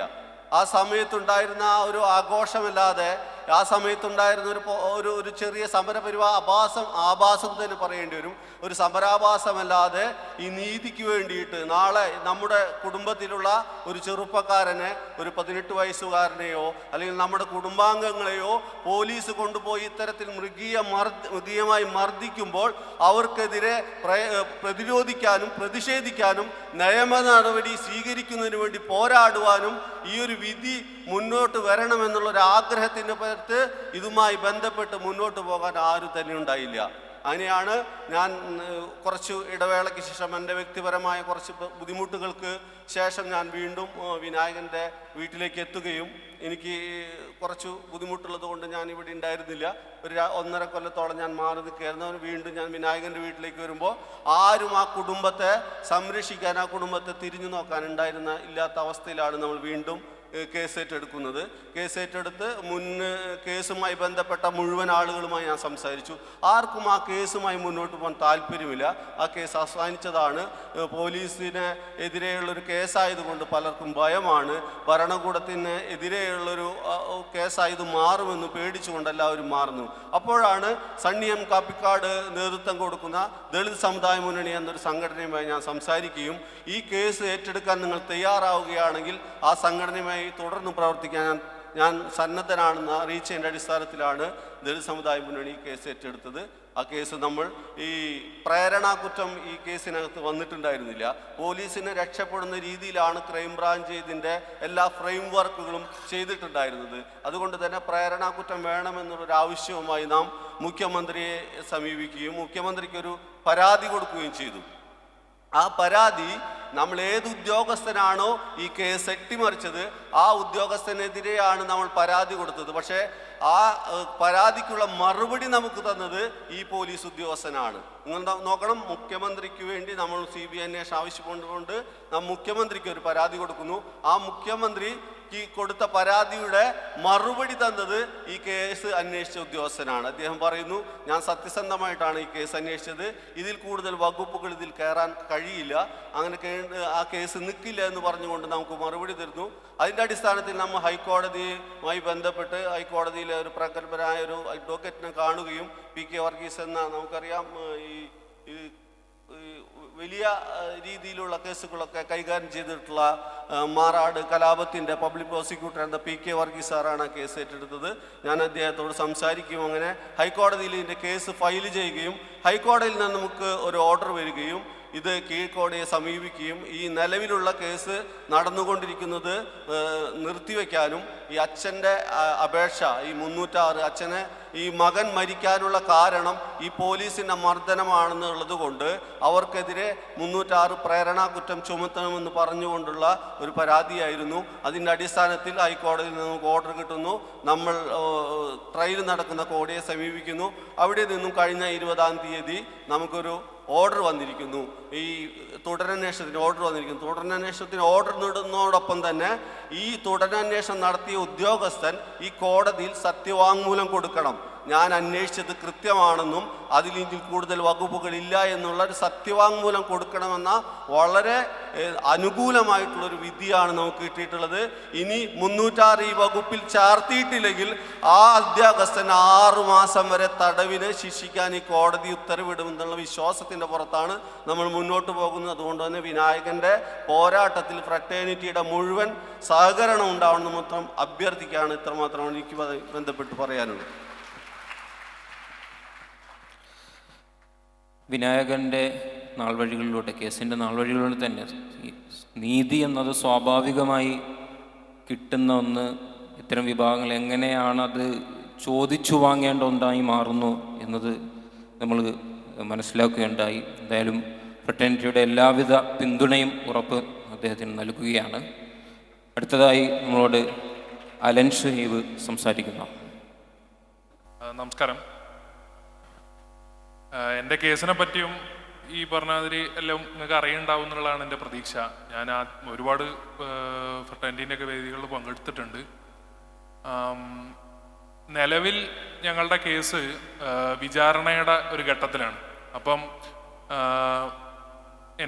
കൊച്ചി NIA കോടതിയിൽ വിചാരണ നടന്നുകൊണ്ടിരിക്കുകയാണ്. കേസ് ഏകദേശം ഇപ്പോൾ പകുതിയോളമായി. ഇടയ്ക്ക് ഒരു ജഡ്ജി സ്ഥലം മാറുകയും അതിൻ്റെ 1 മാസത്തോളം അല്ലെങ്കിൽ 2 മാസത്തോളം ഉള്ള ഡിലേയിലാണ് ഇപ്പോൾ കേസ് പോയിക്കൊണ്ടിരിക്കുന്നത്. അപ്പം ട്രയൽ നടന്നുകൊണ്ടിരിക്കുന്ന ഒരു കേസായതുകൊണ്ട് തന്നെ കേസിൻ്റെ അധികം വിശദാംശങ്ങളിലേക്ക് പോവാൻ ഞാൻ താല്പര്യപ്പെടുന്നില്ല. എന്നിരുന്നാൽ പോലും ഈ കേസ് ഇപ്പം വിചാരണ നടന്ന് കേസ് ഏകദേശം ഞങ്ങളുടെ ഇപ്പോഴത്തെ ഒരു അനുമാനത്തിൽ ഒരു ജൂൺ അല്ലെങ്കിൽ ഒരു മെയ്യിൽ തീരും എന്നുള്ളതാണ് ഞങ്ങളുടെ ഒരു അനുമാനം. ഇപ്പോൾ നേരത്തെ സിദ്ദിഖ് പറഞ്ഞ പോലെ തന്നെ കേസിൻ്റെ ഈ പറഞ്ഞ ഒരു ഘട്ടത്തിൽ അല്ലെങ്കിൽ കേസിൻ്റെ ഒരു പ്രാരംഭ ഘട്ടത്തിൽ തന്നെ ഞങ്ങൾ മനസ്സിലാക്കിയ ഒരു സത്യം എന്താ വെച്ചാൽ കൊച്ചി NIA കോടതിയിൽ വെറുതെ വിട്ട ഒരു കേസ് പോലുമില്ല. അപ്പോൾ നിങ്ങൾക്ക് എല്ലാവർക്കും അറിയുന്ന പോലെ തന്നെ ഈ പാനായക്കുളം കേസിൻ്റെയും അതുപോലെ തന്നെ വിവിധങ്ങളായ IS അതുപോലെ തന്നെ ലക്ഷറി തേപ്പ സിമി കേസുകളുടെയൊക്കെ ഒരു ഹിസ്റ്ററിയിൽ വെറുതെ വിട്ട ഒരു കേസിൽ മുഴുവൻ ആളുകളെയും വെറുതെ വിട്ട ഒരു ചരിത്രം ആ കോടതിയിലില്ല. അപ്പോൾ സ്വാഭാവികമായി ഞങ്ങളുടെ കേസിൽ ഞങ്ങളും ഒരു ശിക്ഷ പ്രതീക്ഷിക്കുന്ന ഒരു സാഹചര്യം ഞങ്ങൾ മുൻപേ പ്രതീക്ഷിച്ചിട്ടുണ്ട്. പക്ഷേ എന്തുകൊണ്ടാണ് ഇപ്പോൾ സിദ്ദിഖ് നേരത്തെ പറഞ്ഞ പോലെ ഒരു 10 വർഷത്തിലേക്ക് ഞങ്ങൾ പോയത് എന്നുള്ളതെന്ന് പറഞ്ഞു കഴിഞ്ഞിട്ടാണെങ്കിൽ അതിൻ്റെ കാരണം എന്ന് പറയുന്നത് അല്ലെങ്കിൽ പ്രതീക്ഷ വെക്കാനുള്ള കാരണം എന്ന് പറയുന്നത് സ്വാഭാവികമായിട്ട് സിസ്റ്റത്തിൻ്റെ ഭാഗത്ത് നിന്നുണ്ടായിട്ടുള്ള ഒരു ബയസ്ഡ് സമീപനമാണ്. നമ്മളത് നീതി എന്ന് പറയുന്ന, ഇപ്പം ഞാനൊരു നിയമ വിദ്യാർത്ഥിയാണ്. കണ്ണൂർ യൂണിവേഴ്സിറ്റി പാലയാട് ക്യാമ്പസിൽ LLB പഠിക്കുകയാണ്. ഇപ്പം അവസാന വർഷമാണ്. ഇനിയൊരു മാസം കൂടി കഴിഞ്ഞാൽ കോഴ്സ് കംപ്ലീറ്റ് ആയി. അപ്പോൾ നമ്മൾ പ്രൊഫഷണൽ എത്തിക്സിലാണെങ്കിലും അല്ലെങ്കിൽ നമ്മൾ നീതി എന്ന് പറയുന്ന സങ്കല്പത്തെ പറ്റിയൊക്കെ പഠിക്കുന്ന സമയത്ത് അൺബയസ്ഡ് ആയിരിക്കണം. ഈ പറഞ്ഞ പോലെ നീതി നിഷേധിക്കപ്പെടുന്നവന് കിട്ടേണ്ടതുണ്ട്. അതുപോലെ തന്നെ ഒരു 1000 കുറ്റവാളികൾ വെറുതെ ഇത് പോയി കഴിഞ്ഞിട്ടാണെങ്കിൽ ഒരു നിരപരാധി പോലും ശിക്ഷിക്കപ്പെടരുത് എന്നുള്ളതൊക്കെ നമ്മൾ സ്ഥിരം കേട്ടുകൊണ്ടിരിക്കുന്ന ഒരു സാധനമാണ്. പക്ഷേ ഈ സിസ്റ്റം എന്ന് പറയുന്നത് ഡിസെൻറ്റ് രേഖപ്പെടുത്തിക്കൊണ്ടിരിക്കുന്ന ആളുകൾക്കെതിരെ, അല്ലെങ്കിൽ ഈ പറയുന്ന ജുഡീഷ്യറി എങ്ങനെയാണ് ഡിസെൻറ്റ് രേഖപ്പെടുത്തിക്കൊണ്ടിരിക്കുന്ന ആളുകൾക്കെതിരെ, അല്ലെങ്കിൽ അവരുടെ ജീവിതങ്ങളിലേക്ക് എങ്ങനെയാണ് കടന്നു ചെല്ലുന്നതിൻ്റെ പലവിധ ഉദാഹരണങ്ങളും ഈ പറഞ്ഞ പോലെ നമ്മളെ ചുറ്റും കാണുന്നതാണ്. ഇപ്പം ഈ പറഞ്ഞ ഇപ്പം ഞങ്ങളുടെ കേസിൽ സംഭവിച്ചിട്ടുള്ളത് എന്താ വെച്ചാൽ, ഞങ്ങളുടെ ജഡ്ജി ഒരു ഘട്ടത്തിൽ പറഞ്ഞിട്ടുള്ളൊരു സംഭവമുണ്ട്. അതായത് യൂണിവേഴ്സിറ്റി സെം എക്സാമിന് ഒരു റിലാക്സേഷൻ വേണം, കേസ് തൽക്കാലത്തേക്ക് മാറ്റിവെക്കണമെന്ന് ഞങ്ങൾ പറഞ്ഞൊരു ഘട്ടത്തിൽ ഞാൻ എൻ്റെ കോടതിയിൽ ഒരു പെറ്റീഷൻ വെച്ച സമയത്ത് ജഡ്ജി ചോദിച്ച 2-3 കാര്യങ്ങളാണ്. ഒന്ന്, ഇത്രയും സപ്ലി ഉള്ള ഒരാൾ എന്തിനാണ് പരീക്ഷ എഴുതുന്നത്? അതാണ് ഒന്നാമത്തെ കാര്യം. രണ്ടാമത്തെ കാര്യം, യൂണിവേഴ്സിറ്റി കാലങ്ങളായി നവംബറിലും അതുപോലെ തന്നെ മെയ്യിലുമാണ് എക്സാം വെക്കല്. ജഡ്ജി ഇത് കണ്ട ഉടനെ തന്നെ ചോദിക്കുന്നത് എന്താ വെച്ചാൽ, എന്തിനാണ് എന്താ പറയുക ഈ പറഞ്ഞ നവംബറിലൊക്കെ എക്സാം കൊണ്ടുവെക്കുന്നത് എന്നുള്ളതാണ്. യൂണിവേഴ്സിറ്റി കാലങ്ങളായി കൊണ്ടുവെക്കുന്ന ഒരു എക്സാം എന്തിനാണ് നിങ്ങൾ കൊണ്ടുവെക്കുന്നത് എന്നുള്ളതാണ് അടുത്ത് ചോദിക്കുന്നത്. പിന്നെ ഈ പറയുന്ന ആള് ഇന്ന് ഉച്ചയ്ക്ക് 2:30 ഓൺലൈനായിട്ട് ഹാജരായിട്ടില്ലെങ്കിൽ ഞാൻ അറസ്റ്റ് ചെയ്യാനുള്ള വാറണ്ട് ഇഷ്യൂ ചെയ്യുന്നതാണ് ഉടനടി. അതായത് ഒരു വളരെ എന്താ പറയുക ബ്ലൈൻഡായിട്ട് പോലും ഒരു തരത്തിലും നമ്മൾ കള്ളത്തരം ഒന്നും കാട്ടാതെ തന്നെ ഈ പറഞ്ഞ പരീക്ഷയ്ക്ക് വേണ്ടിയിട്ട് ഒരു പെറ്റീഷൻ വെക്കുന്ന സമയത്ത് പോലും ജഡ്ജി പറയുന്നത് നിങ്ങളിത് ഹാജരായിട്ടില്ലെങ്കിൽ നിങ്ങളെ പിടിച്ച് അറസ്റ്റ് ചെയ്യും എന്നുള്ളതാണ്. അപ്പം ഇത് ഈ പറഞ്ഞ ബാക്ക് പെയിൻ കാരണമാണ് ഇത്രയും സപ്ലി വരുന്നതെന്ന് പറയുന്ന സമയത്ത് എഴുത്തിൻ്റെ ഫ്ലോയിലേക്ക് പോകുമ്പോൾ വേദന അങ്ങോട്ട് മറക്കും എന്നുള്ളതാണ്. അപ്പം ഇല്ലെങ്കിൽ ഇതിനേക്കാൾ ക്രൂരമായി, അല്ലെങ്കിൽ ഈ പറഞ്ഞ നമ്മളെ വളരെ നിസ്സാരമെന്ന് കരുതുന്ന കാര്യങ്ങളിൽ പോലും വളരെ ക്രൂരമായ രീതിയിലുള്ള നീതി എന്ന് പറയുന്ന സങ്കല്പം നമുക്ക് ഈ പറഞ്ഞ നമ്മൾ കാണുന്ന ഈ നമ്മളെ സോക്കോൾഡ് പൊതുസമൂഹത്തിൽ കാണുന്ന അല്ലെങ്കിൽ പറഞ്ഞു കേട്ടിട്ടുള്ള രീതിയിൽ നടപ്പാക്കുന്ന ഒരു സാഹചര്യവും, അല്ലെങ്കിൽ ആ സാഹചര്യത്തിലേക്കേ അല്ല നമ്മുടെ രാജ്യം എന്ന് പോകുന്നത്. ഇപ്പോൾ കേരളം എന്ന് ഊറ്റം കൊള്ളുന്ന സ്ഥലത്ത് തന്നെയാണ് എനിക്കെതിരെയും തായ്ക്കെതിരെയും വിജിത്തിനെതിരെയും ഉസ്മാനെതിരെയും UAP ചുമത്തുന്നതും ആ കേസ് രജിസ്റ്റർ ചെയ്യപ്പെട്ടതും. കേരള സർക്കാർ തന്നെയാണ് ആ കേസ് രജിസ്റ്റർ ചെയ്തത്. അപ്പം ഇത് ഈ പറഞ്ഞ പല തലങ്ങളിൽ പല ലെയറിൽ ഈ പറഞ്ഞ സംഭവം നടക്കുന്നുണ്ട്. അപ്പം ഇവിടെ കണ്ണൂരിൽ നിന്നുള്ള ആളുകൾ ഉണ്ടാവുമെന്ന് എനിക്ക് തോന്നുന്നുണ്ട്. കണ്ണൂരിൽ നിന്നുള്ള ആളുകൾ ഉണ്ടാവും. അപ്പം ഞാൻ വരുന്നത് കണ്ണൂരിലാണ്. കണ്ണൂരിലെ പാലയാട് എന്ന് പറയുന്ന പിണറായി വിജയൻ്റെ ധർമ്മടത്തുള്ള ഒരു ക്യാമ്പസിലാണ് ഞാൻ പഠിക്കുന്നത്. ഇപ്പം UAPക്ക് എതിരാണ് അല്ലെങ്കിൽ UAPക്ക് എതിരാണെന്ന് പറയുന്ന സർക്കാർ തന്നെയാണ് എനിക്കെതിരെ എന്താ പറയുക UAP ചുമത്തിയത്. അതുപോലെ തന്നെ എൻ്റെ ക്യാമ്പസിൽ SFI എന്ന് പറയുന്ന സംഘടന, എൻ്റെ ക്യാമ്പസ് എന്ന് പറയുന്നത് കേരളത്തിലെ അല്ലെങ്കിൽ കണ്ണൂരിലെ പ്രത്യേക ഒരു സാഹചര്യം എന്ന് പറയുന്നത് കേരളത്തിലെ മറ്റ് സ്ഥലങ്ങളെ പോലെയല്ല. അവിടെ എതിർത്ത് നിൽക്കുക എന്ന് പറഞ്ഞാൽ നിങ്ങൾ മറ്റ് ക്യാമ്പസുകളിൽ കിട്ടുന്ന പോലത്തെ ഒരു അടിയോ അല്ലെങ്കിൽ ഒരു കേസിലോ മാത്രം അത് ഒതുങ്ങിപ്പോവാൻ സാധ്യതയില്ല. മറിച്ച് വാളിൻ്റെയും ബോംബിൻ്റെയും കൂടി സാഹചര്യങ്ങളിലേക്ക് അവിടെ പോകുന്നുണ്ട്. കാരണം എൻ്റെ റൂമിൽ അതിൻ്റെ ഭീകരത പലയിടത്തും ഞാൻ പറഞ്ഞുതരാം. എൻ്റെ റൂമിൽ 9 പേരായിരുന്നു ഉണ്ടായിരുന്നത്. ഈ 9 പേരിൽ 5 പേരെയും SFIക്കാർ അടിച്ചിട്ടുണ്ട്. അതുപോലെ തന്നെ ഇപ്പം നിങ്ങൾക്ക് അറിയാവുന്ന പോലെ തന്നെ ഇപ്പം ഈ കണ്ണൂർ യൂണിവേഴ്സിറ്റി ലിറ്ററേച്ചർ ഫെസ്റ്റിവൽ എന്ന് പറഞ്ഞ പരിപാടിയുടെ സമയത്ത് 3 ദിവസം നീണ്ടു നിൽക്കുന്ന പരിപാടിയിൽ ഒരുപാട് ചർച്ചകൾ സംഘടിപ്പിക്കുകയും ഒരുപാട് ബഹുസ്വരതയെ പറ്റിയും ഒക്കെ സംസാരിക്കുകയും അതിൻ്റെ അവസാനത്തെ ദിവസം ഫെർട്ടേണിറ്റീൻ്റെ അവിടുത്തെ പ്രവർത്തകരെ അടിക്കുകയും ചെയ്ത ഒരു സാഹചര്യമുണ്ട്. അതാണ് കണ്ണൂരിലെ സാഹചര്യം. അപ്പോൾ അവിടെ എൻ്റെ കാര്യത്തിൽ സംഭവിച്ചതെന്ന് പറഞ്ഞു കഴിഞ്ഞാൽ 1 കൊല്ലം മുമ്പേ എനിക്കെതിരെ ഒരു റാഗിങ്ങിൻ്റെ കേസ് കൊടുക്കുകയും വളരെ ഫാബ്രിക്കേറ്റഡ് ആയിട്ടുള്ള ഒരു റാഗിങ് കേസ് കൊടുക്കുകയും ഈ റാഗിങ് ഞാൻ ചെയ്തു എന്ന് പറയുന്ന വ്യക്തിയെ ഞാൻ ജീവിതത്തിൽ ഇതുവരെ സംസാരിച്ചിട്ട് പോലുമില്ല ആ വ്യക്തിനോട്. കാരണം എൻ്റെ ജൂനിയറായിട്ട് പഠിക്കുന്ന ഒരു കുട്ടിയാണ്. പക്ഷെ ഇതുവരെ ആ കുട്ടീനോട് സംസാരിച്ചിട്ട് പോലുമില്ല. ആ കുട്ടീൻ്റെ സൗണ്ട് എന്താണെന്നുള്ളത് എനിക്കിപ്പോഴും അറിയില്ല. പക്ഷെ ആ കുട്ടീൻ്റെ അടുത്ത് ഞാൻ പാട്ട് പാടാൻ പറഞ്ഞു, ഡാൻസ് കളിക്കാൻ പറഞ്ഞു, ആ കുട്ടീൻ്റെ കുപ്പായം വലിച്ചൂരി എന്നൊക്കെ പറഞ്ഞിട്ടാണ് പരാതിയുള്ളത്. പക്ഷെ ആ റാഗിങ് റിപ്പോർട്ട് തള്ളിപ്പോവുകയും ഒക്കെ ചെയ്യുന്ന ഒരു സാഹചര്യത്തിലേക്ക് അത് പോയി. പക്ഷേ ആ സാഹചര്യത്തിൽ ഇവിടെ ഈ പറയുന്ന ജനാധിപത്യത്തിൻ്റെയും സോഷ്യലിസത്തിൻ്റെയും ഒക്കെ എന്താ പറയുക ആൾക്കാരാണെന്ന് പറയുന്ന SFIക്കാർ പ്രതികരിക്കുന്ന. അപ്പം എനിക്കെതിരെ അത് ചെയ്തതെന്ന് പറഞ്ഞു കഴിഞ്ഞാൽ എൻ്റെ മുമ്പിൽ ഒരാളെ അടിക്കുന്നത് കണ്ടിട്ട് അത് പിടിച്ചു വെക്കാൻ പോയി എന്നുള്ള റീസൺ കൊണ്ടാണ് എന്നെ അതിൽ ടാർഗറ്റ് ചെയ്തിട്ടുള്ളത്. എന്നെയും എൻ്റെ സുഹൃത്ത് ബദ്രുവിനെയും ആ കേസിലേക്ക് ഇംപ്ലിമെൻ്റ് ചെയ്തിട്ടുള്ളത്. പക്ഷേ ഇവിടെ അവർ ചെയ്തൊരു കാര്യം എന്ന് പറയുന്നത് ആ ഒരു റീസൺ എടുത്തുകൊണ്ട് എൻ്റെ UAP കേസിൻ്റെ ജാമ്യം കഴിഞ്ഞ കൊല്ലം റദ്ദാക്കാൻ വേണ്ടി എന്നെ കോടതിയിലേക്ക് ഒരു റിപ്പോർട്ട് കേരള പോലീസ് ത്രൂ അയക്കുകയും അതിനെ ഈ പറഞ്ഞ രീതിയിൽ അവർ ഉപയോഗിക്കുകയാണ് ചെയ്തിട്ടുള്ളത്. അപ്പം ഇത്തരത്തിൽ ഡിസെൻറ്റ് രേഖപ്പെടുത്തുക എന്ന് പറയുന്ന സമയത്ത് നമ്മളെ പേഴ്സണൽ ലൈഫിൽ നമ്മൾ സമാധാനമായിട്ട് ഇപ്പോൾ 6 കൊല്ലത്തിനിടയ്ക്കുള്ള എൻ്റെ ക്യാമ്പസ് ലൈഫിൽ ഞാൻ ആദ്യമായിട്ടാണ് കഴിഞ്ഞ ദിവസം ഒരു പരിപാടിക്ക് 12 മണിക്ക് എൻ്റെ കോളേജിൽ പോയത്. അതായത് ഒരു എന്താ പറയുക, രാത്രി ഒരു ഫെസ്റ്റിൻ്റെ ദിവസവും ഫെസ്റ്റിൻ്റെ ഭാഗമായിട്ടൊരു പാട്ട് പരിപാടിക്ക് കഴിഞ്ഞ ദിവസം ആദ്യമായിട്ട് 6 വർഷത്തിനിടയ്ക്ക് ഞാൻ ആദ്യമായിട്ടാണ് എൻ്റെ ക്യാമ്പസിൽ പോയത്.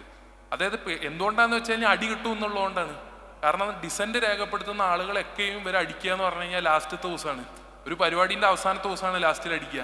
അപ്പോൾ ഇത്തരത്തിൽ ഭയത്തിൻ്റെ ഇപ്പോൾ പറഞ്ഞാൽ ഡിസെൻറ്റ് അല്ലെങ്കിൽ നമ്മൾ ഇവരുടെ ഇതിന് നിന്നില്ല എന്നതുകൊണ്ട് നമ്മൾ നേരിടേണ്ടി വരുന്ന പലതരത്തിലുള്ള ഇതുണ്ട്. ഇപ്പം ഈ UAP കേസിലെ പ്രതിയായി എന്നുള്ളത് കൊണ്ട് മാത്രം ഞാൻ നേരിടുന്ന ഒരു സംഭവം അല്ലത്. ഒരേ സമയം പോലീസിൽ നിന്നും കോടതിയിൽ നിന്നും പലതരത്തിലുള്ള പ്രശ്നങ്ങൾ, നിരീക്ഷണങ്ങൾ, സമ്മർദ്ദങ്ങൾ നേരിടേണ്ടി വരുമ്പോൾ പോലും അതേസമയം എൻ്റെ ക്യാമ്പസ് ലൈഫിൽ ഒരു വിദ്യാർത്ഥി എന്നുള്ള എനിക്ക് ഈ പറഞ്ഞ സാഹചര്യങ്ങളിലൂടെ ഒരുപാട് പ്രശ്നങ്ങൾ നേരിടുന്നുണ്ട്. അപ്പം അത്തരത്തിൽ അതിനെ വളരെ ഡയറിങ്ങോടുകൂടി പോരാടുക, അതിനെതിരെ പ്രതികരിക്കുക എന്നുള്ളത് തന്നെയാണ് ഞാൻ തിരഞ്ഞെടുത്തൊരു വഴി. തീർച്ചയായും തളർന്നു പോകുന്ന ഒരുപാട് സാഹചര്യങ്ങൾ ഉണ്ടായിട്ടുണ്ട്. തളർന്നു പോകുന്നത് വളരെ മനുഷ്യപരമായ ഒരു സംഭവമാണെന്നുള്ളത് തന്നെയാണ് ഞാൻ കരുതുന്നത്. പക്ഷെ അതിനെ മറികടക്കുക, സമയമെടുത്തിട്ടാണെങ്കിലും എന്താ പറയുക, മൗനം, നമ്മൾ ഡിപ്ലോമാറ്റിക് ആയിട്ട് മൗനം പാലിക്കേണ്ട പല സമയങ്ങളും ഉണ്ടാവാം. പക്ഷെ അതിനെയും മറികടന്ന് മുന്നോട്ട് പോകാനുള്ള ഒരു കപ്പാസിറ്റിയിലേക്ക്, ധീരതയിലേക്ക് നമ്മളെല്ലാവരും മാറുക. ഈ എന്താ പറയുക, വിദ്യാർത്ഥി എന്നുള്ള നിലയ്ക്ക് അല്ലെങ്കിൽ യുവാവ് എന്നുള്ള നിലയ്ക്ക് ഒക്കെ നമുക്ക് ചെയ്യാൻ പറ്റുന്ന ഫാസിസ്റ്റ് വിരുദ്ധ ശരിയിൽ നിന്ന് ചെയ്യാൻ പറ്റുന്ന കാര്യങ്ങളൊക്കെയും ചെയ്യാൻ ശ്രമിക്കുക എന്നുള്ളത് തന്നെയാണ്. അത് ചെറുതാണെങ്കിലും വലുതാണെങ്കിലും ചെയ്യാൻ ശ്രമിക്കുക എന്നുള്ളത് തന്നെയാണ് എനിക്ക് പറയാനുള്ളത്.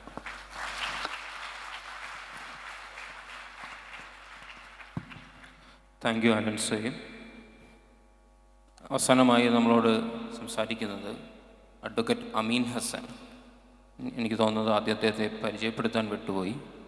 നിയമരംഗത്തും സാമൂഹിക രംഗത്തും സജീവമായി ഇടപെട്ടുകൊണ്ടിരിക്കുന്ന ഒരാളാണ്. അപ്പോൾ നമ്മളോട് കുറച്ചുകൂടി ഇപ്പോൾ നിയമമാണ് യഥാർത്ഥത്തിൽ, ഇപ്പോൾ ബാബരി ആകട്ടെ, ഗ്യാൻവാപ്പി ആകട്ടെ, മറ്റു കാര്യങ്ങളാകട്ടെ, അപ്പം നിയമം എങ്ങനെയാണ്, നിയമം തന്നെ വംശീയമാകുന്ന സമയത്ത് എങ്ങനെയാണ് നമ്മൾ അതിനെ സമീപിക്കുക, ഭരണകൂടത്തെ തന്നെ ഭരണഘടനയെ തന്നെ ഉപയോഗിക്കുന്ന സമയത്ത് എങ്ങനെയാണ് നമ്മൾ ഭരണഘടനയോടുള്ള തന്നെ കോൺസ്റ്റിറ്റ്യൂഷനെ എങ്ങനെയാണ് സമീപിക്കുക തുടങ്ങിയ കാര്യങ്ങളെ കുറിച്ച് അതിനെ കൂടി പരാമർശിച്ചുകൊണ്ട് അമീൻ ഹസൻ നമ്മളോട് സംസാരിക്കും. സഹോദരങ്ങളെ, ഞാൻ ഈ അടുത്ത കാലത്താണ് ഇപ്പോൾ നമ്മുടെ ബാബരി മസ്ജിദിൻ്റെ കേസ് പോലെ തന്നെ ഗ്യാൻവാപ്പി മസ്ജിദിൽ പൂജ നടത്തുന്നതിനും അതിന് തൊട്ട് മുമ്പ് സർവേ നടത്തുന്നതിനും 2 സുപ്രധാനമായ വിധികളുണ്ടായി. ഒന്ന്, അവിടെ വുദുഖാന സീൽ ചെയ്യുന്നതിന് വേണ്ടിയിട്ടുള്ള വിധി ആദ്യം ഉണ്ടായി. അവിടെ റിസീവറെ അപ്പോയിൻ്റ് ചെയ്തു. ശേഷം സർവേ നടത്താനുള്ള വിധി ഉണ്ടായി. അതിനുശേഷമാണിപ്പോൾ അവിടെ ഒരു പ്രത്യേക സ്ഥലത്ത് പൂജ നടത്തുന്നതിന് ഹിന്ദു വിഭാഗത്തിന് അനുമതി നൽകുന്നത്. ഇതിനോടുള്ള മുസ്ലിം പ്രതികരണങ്ങളിൽ ഏറ്റവും പ്രധാനപ്പെട്ട കേരളത്തിലെ ഒരു പ്രതികരണം ബഹുമാനനായ മുസ്ലിം ലീഗിൻ്റെ പ്രസിഡന്റ് സാദിഖ് അലി ശിഹാബ് തങ്ങളുടേതായിരുന്നു. അദ്ദേഹം പറഞ്ഞത്, ഗ്യാൻവാപ്പിയുടെ സന്ദർഭത്തിൽ ബാബരിയെക്കുറിച്ചാണ് അദ്ദേഹം പറയുന്നത്. അദ്ദേഹത്തിൻ്റെ ആ പ്രസ്താവനയും ബാബരിയും ഗ്യാൻവാപ്പിയും ഒക്കെയുള്ള നിയമ സാഹചര്യങ്ങളെയും എങ്ങനെയാണ് നമ്മൾ മനസ്സിലാക്കേണ്ടത് എന്നതിനെക്കുറിച്ചാണ് ഞാൻ ആലോചിക്കാൻ ശ്രമിക്കുന്നത്. ഒന്നാമത് അദ്ദേഹം പറയുന്നത്, ബാബരി മസ്ജിദ് നിന്ന സ്ഥലത്ത് സുപ്രീം കോടതി ഒരു രാമക്ഷേത്രം പണിയാൻ അനുമതി നൽകുന്നത് സെക്യുലറായ അതിനെ അംഗീകരിക്കുന്നത് സെക്യുലറായ ഒരു നടപടിയാണ് എന്നാണ്. രണ്ടാമത് അദ്ദേഹം അതിന് കാരണമായി പറയുന്നത്, അത് നിയമപരമായ ഒരു പ്രോസസ്സ് പൂർത്തീകരിച്ച് കോടതിയുടെ വിധിയാണ്. അപ്പോൾ സുപ്രീം കോടതിയുടെ അന്തിമ വിധി എന്ന നിലയിൽ അതിനെ നമ്മൾ അംഗീകരിക്കേണ്ടതുണ്ട്. ഇതാണ് അദ്ദേഹത്തിൻ്റെ വളരെ പ്രധാനപ്പെട്ട ന്യായം. നമ്മൾ പരിശോധിച്ചാൽ ഇത് യഥാർത്ഥത്തിൽ നമ്മുടെ ഭരണഘടന മുന്നോട്ട് വെക്കുന്ന നീതി സങ്കല്പത്തിൻ്റെ ഒരു ആൻറ്റിതിസിസാണ് എന്നാണ് എനിക്ക് തോന്നുന്നത്. ഇന്ത്യൻ ഭരണഘടന മുന്നോട്ട് വെക്കുന്ന ജസ്റ്റിസ് എന്ന് പറയുന്ന സങ്കല്പത്തിൻ്റെ തന്നെ വിരുദ്ധ ദിശയിൽ നിൽക്കുന്ന ഒരു നിലപാടാണ് ഇന്ത്യയിലെ വളരെ സുപ്രധാനപ്പെട്ട ഒരു മുസ്ലിം സംഘടന, മുസ്ലിം നേതാവ് സ്വീകരിക്കുന്നത്. ഞാനത് പറയാൻ കാരണം അദ്ദേഹത്തിൻ്റെ വ്യക്തിപരമായ പരാമർശത്തെക്കുറിച്ചല്ല, അത് മുൻനിർത്തിക്കൊണ്ട് ഒരു വിശകലനത്തിന് ശ്രമിച്ചു നോക്കുകയാണ്. അതായത് യഥാർത്ഥത്തിൽ സംഘപരിവാറിൻ്റെ ഒരു വംശീയ പ്രൊജക്റ്റിനെ, സംഘപരിവാറിൻ്റെ ഇന്ത്യയിൽ അവർ നടപ്പാക്കിക്കൊണ്ടിരിക്കുന്ന നിരവധിയായ വംശീയ പ്രൊജക്റ്റുകളിൽ ഏറ്റവും സുപ്രധാനമായ ഒരു വംശീയമായ ഒരു പദ്ധതിയാണ് ബാബരി മസ്ജിദ് തകർക്കുകയും അവിടെ ഒരു ഗ്രാമക്ഷേത്രം പണിയുകയും ചെയ്യുന്നത്. അത് ഇന്ത്യൻ ഭരണഘടന മുന്നോട്ട് വെക്കുന്ന സെക്യുലറിസം, മതേതരത്വം എന്ന് പറയുന്ന സങ്കല്പത്തിൻ്റെ വിരുദ്ധ ദിശയിൽ നിൽക്കുന്ന ഒരു പ്രവൃത്തിയാണ്. അതിനെയാണ് സാദിഖ് അലി തങ്ങൾ മതേതരമായ ഒരു പ്രവൃത്തി എന്ന് സൂചിപ്പിക്കുന്നു. അതിന് അദ്ദേഹത്തെ പറയാൻ നിർബന്ധിതമാക്കുന്നത്, അല്ലെങ്കിൽ ഇന്ത്യയിലെ മുസ്ലിം സംഘടനകളെ കോടതികൾ ഒരു വിധി നിർണയിക്കുമ്പോൾ, അല്ലെങ്കിൽ ഇന്ത്യയിലുള്ള മറ്റേതു മനുഷ്യരെയും ഇന്ത്യയിലെ കോടതികൾ, പ്രത്യേകിച്ചും സുപ്രീം കോടതികളൊക്കെ തന്നെ ഒരു നിലപാട് സ്വീകരിച്ചു കഴിഞ്ഞാൽ പിന്നെ അതനുസരിക്കുകയല്ലാതെ, അത് അംഗീകരിക്കുകയല്ലാതെ മറ്റൊരു വഴിയില്ല എന്ന നിലപാട് സ്വീകരിക്കുന്നത് യഥാർത്ഥത്തിൽ ഭരണഘടനാ വിരുദ്ധമായ ഒരു സമീപനമാണ് എന്നാണ് ഞാൻ വിചാരിക്കുന്നത്. കാരണം ഭരണഘടനയ്ക്ക് വിരുദ്ധമായ നടപടികൾ, ഭരണഘടന മുന്നോട്ട് വെക്കുന്ന മൂല്യങ്ങൾക്ക് വിരുദ്ധമായ നടപടികളും നിയമനിർമ്മാണങ്ങളും വിധികളും സുപ്രീം കോടതികൾ അടക്കമുള്ള ഇന്ത്യയിലെ ജുഡീഷ്യൽ സംവിധാനങ്ങൾ സ്വീകരിച്ചു കഴിഞ്ഞാൽ യഥാർത്ഥത്തിൽ പൗരസമൂഹം എന്താണ് ചെയ്യേണ്ടത്? ഞാനതിന് ചില ഉദാഹരണങ്ങളൂടെ പറയാൻ ശ്രമിച്ചു നോക്കാം. ഇപ്പം ബാബരിയുടെ കേസ് നമുക്ക് എല്ലാവർക്കും അറിയാവുന്നതാണെങ്കിലും ഞാൻ വളരെ ചുരുക്കി പറയും. അതൊരു സിവിൽ തർക്കമാണ്, അതൊരു വഖഫ് ഭൂമിയാണ് എന്നത് സുപ്രീം കോടതി അംഗീകരിക്കുന്നുണ്ട്. അവിടെ പള്ളി നിലനിന്നിരുന്നു എന്നത് സുപ്രീം കോടതി അംഗീകരിക്കുന്നുണ്ട്. അത് മുസ്ലിങ്ങളുടെ കൈവശമുള്ള, മുസ്ലിങ്ങൾക്ക് ഓണർഷിപ്പും പൊസഷനുമുള്ള ഭൂമിയാണ് എന്നത് സുപ്രീം കോടതി അംഗീകരിക്കുന്നുണ്ട്. അവിടെ ലാംഡല്ല ഡോം ഉണ്ടായിരുന്നു എന്നതിന് തെളിവില്ല എന്നത് സുപ്രീം കോടതി അംഗീകരിക്കുന്നുണ്ട്. എന്നിട്ട് കോടതി പറയുകയാണ്, ഞങ്ങളുടെ സവിശേഷമായ അധികാരം ഉപയോഗപ്പെടുത്തി, ആർട്ടിക്കിൾ 142 പ്രകാരമുള്ള സവിശേഷമായ അധികാരം ഉപയോഗപ്പെടുത്തി അവിടെ രാമക്ഷേത്രവും മറ്റൊരു 5 ഏക്കറിൽ മറ്റൊരു പള്ളിയും നിർമ്മിക്കാനുള്ള ഒരു വിധി സുപ്രീം കോടതി നടത്തുന്നു. ആ കേസ് സുപ്രീം കോടതി തള്ളിയിട്ടില്ല. ഒരു സിവിൽ കേസിലെ അപ്പീല് സുപ്രീം കോടതി ഡിസ്മിസ് ചെയ്തിട്ടില്ല എന്ന് നമുക്ക് കാണാൻ കഴിയും. എന്ന് പറഞ്ഞാൽ തീർത്തും ഭരണഘടനാപരമായ ഏത് അളവുകോലുകൾ പരിശോധിച്ചാലും നീതി നിഷേധമാണ് എന്ന് ഉറപ്പായും ബോധ്യപ്പെടുന്ന ഒരു കോടതി വിധി കോടതിയിൽ നിന്നുണ്ടാകുമ്പോൾ ഞങ്ങൾ കോടതി വിധി അംഗീകരിക്കുന്നു എന്ന് പറയലാണോ ഭരണഘടനയെ സംരക്ഷിക്കുക? അതോ ഈ നീതി നിഷേധം ഭരണഘടനാ വിരുദ്ധമാണ് എന്ന് പറയുകയാണോ വേണ്ടത് എന്നിടത്ത് ഇന്ത്യൻ ഭരണഘടന മുന്നോട്ട് വെക്കുന്ന താല്പര്യം ഇത് ഭരണഘടനാ വിരുദ്ധമാണ് എന്ന് പറയുന്ന രാഷ്ട്രീയം മുന്നോട്ട് കൊണ്ടുപോവുകയാണ് വേണ്ടത് എന്നാണ് ഞാൻ വിചാരിക്കുന്നത്. രണ്ടാമതായി, ഇപ്പോൾ ആർട്ടിക്കിൾ 370യുമായി ബന്ധപ്പെട്ട് കശ്മീരിൻ്റെ സവിശേഷമായ അധികാരം എടുത്തു കളഞ്ഞ കേന്ദ്ര സർക്കാരിൻ്റെ നടപടി സുപ്രീം കോടതി ശരിവെച്ചു. അതിനെക്കുറിച്ച് ഫാലിയസ് നരിമാൻ എന്ന് പറയുന്ന ഇന്ത്യയിലെ ഇപ്പോൾ ജീവിച്ചിരിക്കുന്ന ഏറ്റവും ലുമിനറി ജൂറിസ്റ്റ് എന്ന് പറയാവുന്ന അഭിഭാഷകൻ, ഏറ്റവും സീനിയർ ആയിട്ടുള്ള അഭിഭാഷകൻ അതിനെക്കുറിച്ച് പ്രതികരിച്ചത്, അതിലൊരു ഡിസെൻറ്റ് ജഡ്ജ്മെൻ്റെങ്കിലും ഇല്ലാത്തത് എന്നെ പ്രയാസപ്പെടുത്തുന്നു എന്നാണ്.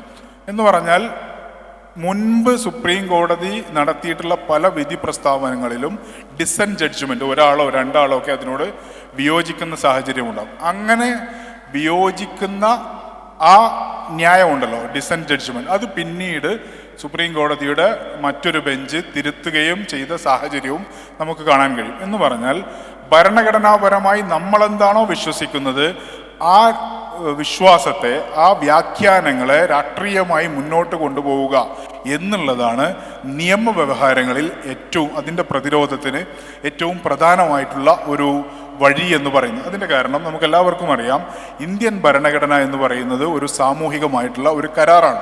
ഇന്ത്യയിലെ വ്യത്യസ്ത ജനവിഭാഗങ്ങൾ ഒരുമിച്ചിരുന്ന് രൂപീകരിച്ച ഒരു സോഷ്യൽ കോൺട്രാക്റ്റാണ് ഇന്ത്യൻ കോൺസ്റ്റിറ്റ്യൂഷൻ എന്ന് പറയുന്നത്. ആ ഭരണഘടനയുടെ ഏതെങ്കിലും ഒരു മൂല്യത്തെ, ഒരു ഉദാഹരണത്തിന് ഇന്ത്യയിൽ ഏക സിവിൽ കോഡ് നടപ്പാക്കുന്നു എന്ന ചർച്ചകൾ വരുമ്പോൾ നമ്മൾ തിരിച്ചു പോകേണ്ടത് ഇന്ത്യയിലെ ഭരണഘടനാ അസംബ്ലിയിൽ നടന്ന ചർച്ചകളിലേക്കാണ്. സാദിഖ് അലി തങ്ങളുടെ സംഘടനയുടെ അന്നത്തെ പ്രസിഡന്റ് ഇതുപോലുള്ള ഒരു നിലപാടല്ല സ്വീകരിച്ചത് എന്ന് നമുക്ക് അവിടെ കാണാൻ കഴിയും. ഖായിദെ മില്ലത്ത് മുഹമ്മദ് ഇസ്മായിൽ സാഹിബ് ഇന്ത്യൻ ഭരണഘടനാ അസംബ്ലിയിൽ പറയുന്നത്, ഞങ്ങൾക്ക് ശരീഅത്ത് അനുസരിച്ചുള്ള ഞങ്ങളുടെ വ്യക്തി നിയമപ്രകാരമുള്ള ജീവിതം എന്ന് പറയുന്നത് നേരത്തെ ബ്രിട്ടീഷുകാർ ഇന്ത്യ ഭരിക്കുന്നതിന് മുമ്പ് ഉണ്ടായിരുന്ന ഒരു അവകാശമാണ്, ബ്രിട്ടീഷുകാർ ഭരിച്ചപ്പോഴുള്ള അവകാശമാണ്. ആ അവകാശം ഇനി എല്ലാ കാലത്തും അങ്ങനെ തന്നെ നിലനിൽക്കേണ്ടതുണ്ട്. ആസ് ഇറ്റ് ഈസ് എന്നാണ് ഖായിദെ മില്ലത്ത് ഭരണഘടനാ അസംബ്ലിയിൽ ഉപയോഗിച്ച പദം. അതിന് മറുപടിയായിട്ടാണ് ഡോക്ടർ അംബേദ്കർ പറയുന്നത്, മുസ്ലിങ്ങളുടെ അനുമതിയില്ലാതെ, മുസ്ലിങ്ങളുടെയും ക്രിസ്ത്യാനികളുടെയും ഒന്നും അനുമതിയില്ലാതെ ഇന്ത്യയിൽ ഏക സിവിൽ കോഡ് നടപ്പാക്കുന്നവർ വിഡ്ഢികളായിരിക്കും എന്ന മറുപടി ഭരണഘടനാ ഡ്രാഫ്റ്റ് കമ്മീഷന്റെ ചെയർമാൻ പറയുന്നതായി കോൺസ്റ്റിറ്റ്യൂന്റ് അസംബ്ലിയിൽ നമുക്ക് കാണാൻ കഴിയും.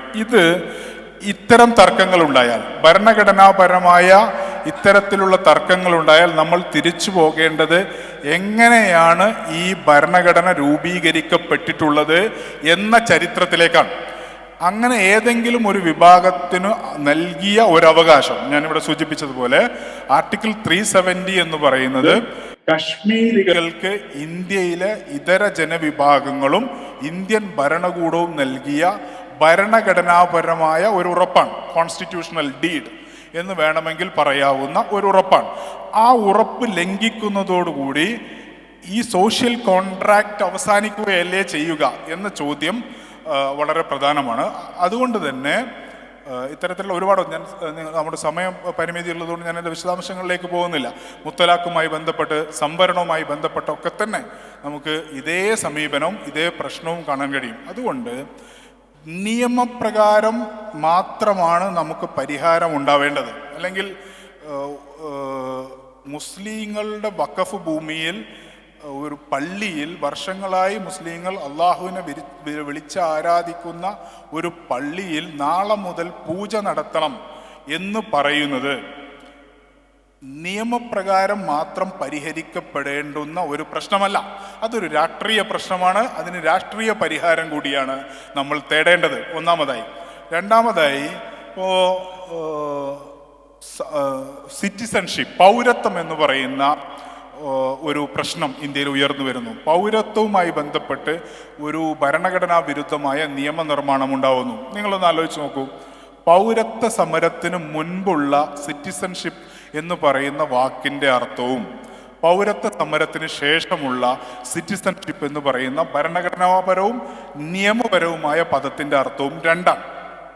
മുസ്ലിങ്ങളുടെ മൈനോറിറ്റീസ് എന്ന് പറയുന്ന അവകാശം, മുസ്ലിങ്ങളുടെ വിശ്വാസപരമായ അവകാശങ്ങൾ, ഹിജാബ് ഉൾപ്പെടെയുള്ള നിരവധിയായ ചോദ്യം ചെയ്യപ്പെട്ടുകൊണ്ടിരിക്കുന്ന അവകാശങ്ങൾ, ഇന്ത്യയിലെ ഇതര ജനവിഭാഗങ്ങളുടെ, ദളിതുകളുടെ, ആദിവാസികളുടെ ഒക്കെ സംവരണം ഉൾപ്പെടെയുള്ള അവകാശങ്ങൾ. ഇപ്പോൾ മണ്ഡൽ സമരത്തിന് മുൻപുള്ള സംവരണം എന്ന് പറയുന്ന പദത്തിൻ്റെ അർത്ഥവും മണ്ഡൽ സമരത്തിന് ശേഷമുള്ള സംവരണം എന്ന് പറയുന്ന പദത്തിൻ്റെ നിയമപരവും ഭരണഘടനാപരവുമായ അർത്ഥവും രണ്ടാണ്. അതുകൊണ്ട് തന്നെ നിയമപരമായ പരിഹാരം സുപ്രീം കോടതി വിധിച്ചു കളഞ്ഞു, കോടതികളിൽ നിന്ന് നീതി കിട്ടുന്നില്ല എന്നതിൽ പരിമിതപ്പെടുത്തുന്ന നിയമ പോരാട്ടങ്ങൾ യഥാർത്ഥത്തിൽ ജനാധിപത്യ വിരുദ്ധമായ, ഞാൻ നേരത്തെ സൂചിപ്പിച്ചതുപോലെ കോടതി പറഞ്ഞു കഴിഞ്ഞു ഇനി ചോദ്യം ചെയ്യാൻ പാടില്ല എന്ന് പറയുന്ന സമീപനം യഥാർത്ഥത്തിൽ ഭരണഘടനാ മൂല്യങ്ങളുടെ ആൻറ്റിതിസിസാണ്, ഭരണഘടനാ വിരുദ്ധമായ ഒരു സമീപനമാണ് എന്നാണ് ഞാൻ വിചാരിക്കുന്നത്. യഥാർത്ഥത്തിൽ നമ്മൾ മുന്നോട്ട് വെക്കുന്ന അതിജീവനവുമായി ബന്ധപ്പെട്ട പ്രശ്നങ്ങൾ, നിങ്ങളുടെ മുദ്രാവാക്യം തന്നെ മുദ്രാവാക്യം തന്നെ എടുത്ത് നമ്മൾ പറയുകയാണെങ്കിൽ, മനുഷ്യൻ്റെ, ഈ രാജ്യത്തെ പൗരന്മാരുടെ ആത്മാഭിമാനത്തെ ചോദ്യം ചെയ്യുന്ന പ്രശ്നങ്ങളിൽ നിയമമല്ല പരിഹാരം എന്ന് പറയുന്നത്, അത് രാഷ്ട്രീയമായ പരിഹാരമാണ്. ഇന്ത്യയിലെ ജുഡീഷ്യറി എന്ന് പറയുന്നത് ഒരു പൊളിറ്റിക്കലി കോംപ്രമൈസ്ഡ് ആയിട്ടുള്ള ഒരു വ്യവസ്ഥയാണ്. ഇന്ത്യയിലെ ജുഡീഷ്യറി എന്ന് പറയുന്നത് വളരെ പൊളിറ്റിക്കലായ ഒരു വ്യവസ്ഥയാണ്. ആ പൊളിറ്റിക്കലായ ഒരു സംവിധാനത്തിൽ വ്യാജമായ പ്രതീക്ഷകൾ പുലർത്തുന്നതിന് പകരം ഇന്ത്യൻ ജുഡീഷ്യറിയെ നിലനിർത്താൻ, ഇന്ത്യൻ ജുഡീഷ്യറിയെ ഒരു നീതിപൂർവമായ സംവിധാനമായി നിലനിർത്താൻ നമ്മൾ ആഗ്രഹിക്കുന്നുണ്ടെങ്കിൽ തന്നെ നമ്മൾ ചെയ്യേണ്ടത് ഈ സംവിധാനത്തെക്കുറിച്ചുള്ള യാഥാർത്ഥ്യ ബോധത്തിലേക്ക് തിരിച്ചു വരിക എന്നുള്ളതാണ്. എന്ന് പറഞ്ഞാൽ ഗ്യാൻവാപ്പി പള്ളിയിലോ ബാബരി മസ്ജിദിലോ പൂജ നടത്താനോ ക്ഷേത്രം പണിയാനോ അനുവാദം നൽകിയാൽ കോടതികൾ അനുവദിച്ചിട്ടുണ്ട് എന്ന് പറഞ്ഞ് അവസാനിപ്പിക്കുന്നതിന് പകരം കോടതികളുടെയും അനീതി നിറഞ്ഞ വിധിന്യായങ്ങളെ ചോദ്യം ചെയ്യാൻ കഴിയുന്ന തെരുവുകൾ സൃഷ്ടിക്കുന്ന, ആ തരത്തിൽ ഇന്ത്യൻ ഭരണഘടനയുടെ വിവിധങ്ങളായിട്ടുള്ള മൂല്യങ്ങളെ പുനർവ്യാഖ്യാനിക്കുവാനും തിരിച്ചുപിടിക്കാനും കഴിയുന്ന ഒരു ജനാധിപത്യപരമായ പ്രക്ഷോഭമാണ് നമ്മൾ നടത്തേണ്ടത് എന്ന് ഞാൻ വിചാരിക്കുന്നു. ഞാൻ അവസാനിപ്പിക്കുകയാണ്.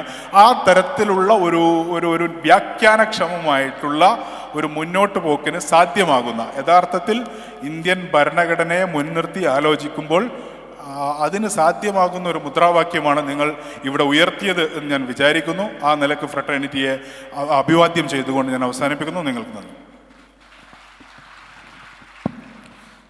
താങ്ക് യു അമീൻ ഹസൻ. സമയം വളരെ പരിമിതമായതിലാണ് പെട്ടെന്ന് തന്നെ നമ്മൾ അവസാനിപ്പിക്കുന്നതിലേക്ക് കടക്കുന്നത്. ഇപ്പോൾ നേരത്തെ തന്നെ പല ആളുകളും സൂചിപ്പിച്ചതുപോലെ തന്നെ ഇപ്പോൾ ഞാൻ ആദ്യമേ സൂചിപ്പിച്ചു, ഒരു സെഷൻ ഒരേ സമയം തന്നെ ഓരോരുത്തരുടെയും വ്യക്തിപരമായ അനുഭവങ്ങളാകുമ്പോൾ തന്നെ ഇതിൻ്റെ പല തരത്തിലുള്ള പാറ്റേണുകളാണ് നമുക്ക് ചുറ്റുമുള്ളത്. അപ്പോൾ ഇത് ഒരു വലിയൊരു ലാർജർ സ്ട്രക്ചറിനെ കുറിച്ച് നമ്മൾ ആലോചിക്കുന്ന സമയത്ത് ഇതിലെങ്ങനെയാണ് ഭരണകൂടം ഒരാളെ വേട്ടയാടുന്നത്, അത് ഏതെങ്കിലും ഒരാളെ ഞാൻ വേട്ടയാടിക്കളയാം എന്ന് വിചാരിച്ചിട്ടല്ല, മറിച്ച് അതിന് പിന്നിൽ ഉള്ള പല തരത്തിലുള്ള കാര്യങ്ങൾ കൂടിച്ചേർന്നുകൊണ്ടാണ് ഒരാൾ ഭരണകൂട വേട്ടയ്ക്ക് ഇരയാകുന്ന. ഒരാളുടെ സമുദായം, അയാളുടെ ഇടപെടുന്ന മേഖല, സോഷ്യൽ ലൊക്കേഷൻ, അയാൾ പുലർത്തുന്ന വിശ്വാസം, അയാളുടെ ഐഡൻറ്റിറ്റി, ഇതൊക്കെ കൂടിയാണ് ഒരാളുടെ ഭരണകൂട വേട്ടയ്ക്കോ അല്ലെങ്കിൽ വ്യവസ്ഥയുടെ വേട്ടയ്ക്കോ ഒക്കെ പാത്രമാക്കുന്നത്. ഇപ്പോൾ നേരത്തെ സൂചിപ്പിച്ചതുപോലെ തന്നെ നിയമം ഒരു ഭാഗത്ത് വംശീയമാകുമ്പോൾ തന്നെ നമ്മളുടെ ഈ കോൺഫറൻസിൻ്റെ തന്നെ വലിയൊരു പ്രതിനിധാനമായ ഡിഗ്നിറ്റി എന്ന് പറയുന്നത് ഓരോ സമുദായങ്ങളുടെയും, വ്യക്തിപരമായി മാത്രമല്ല, ഇന്ത്യയിലെ ഓരോ സമുദായങ്ങൾക്കും ആത്മാഭിമാനത്തോടുകൂടി ജീവിക്കുക എന്ന് പറയുന്ന ഒരു ഭരണഘടനാപരമായിട്ടുള്ള അവകാശത്തെ, ഭരണഘടനയെ തന്നെ നമ്മൾ എന്ത് ചെയ്യുന്നു, പുനർനിർവചിച്ചുകൊണ്ടും അതിനെ ഒരു ടെക്സ്റ്റിനപ്പുറം ഒരു ചലിക്കുന്ന ഒരു മൂവ്മെൻ്റായിട്ട് തന്നെ ഭരണഘടനയെ മാറ്റിക്കൊണ്ടുമാണ് നമുക്ക് മുന്നോട്ട് കൊണ്ടുപോകാൻ കഴിയുക എന്ന് മാത്രം സൂചിപ്പിച്ചുകൊണ്ട് ഈ സംഗമത്തിൽ പങ്കെടുത്ത എല്ലാ പോരാളികൾക്കും ഗസ്റ്റുകൾക്കും ഫ്രട്ടേണിറ്റി മൂവ്മെൻറ്റിൻ്റെ നന്ദി സൂചിപ്പിച്ചുകൊണ്ട് അവസാനിപ്പിക്കുകയാണ്.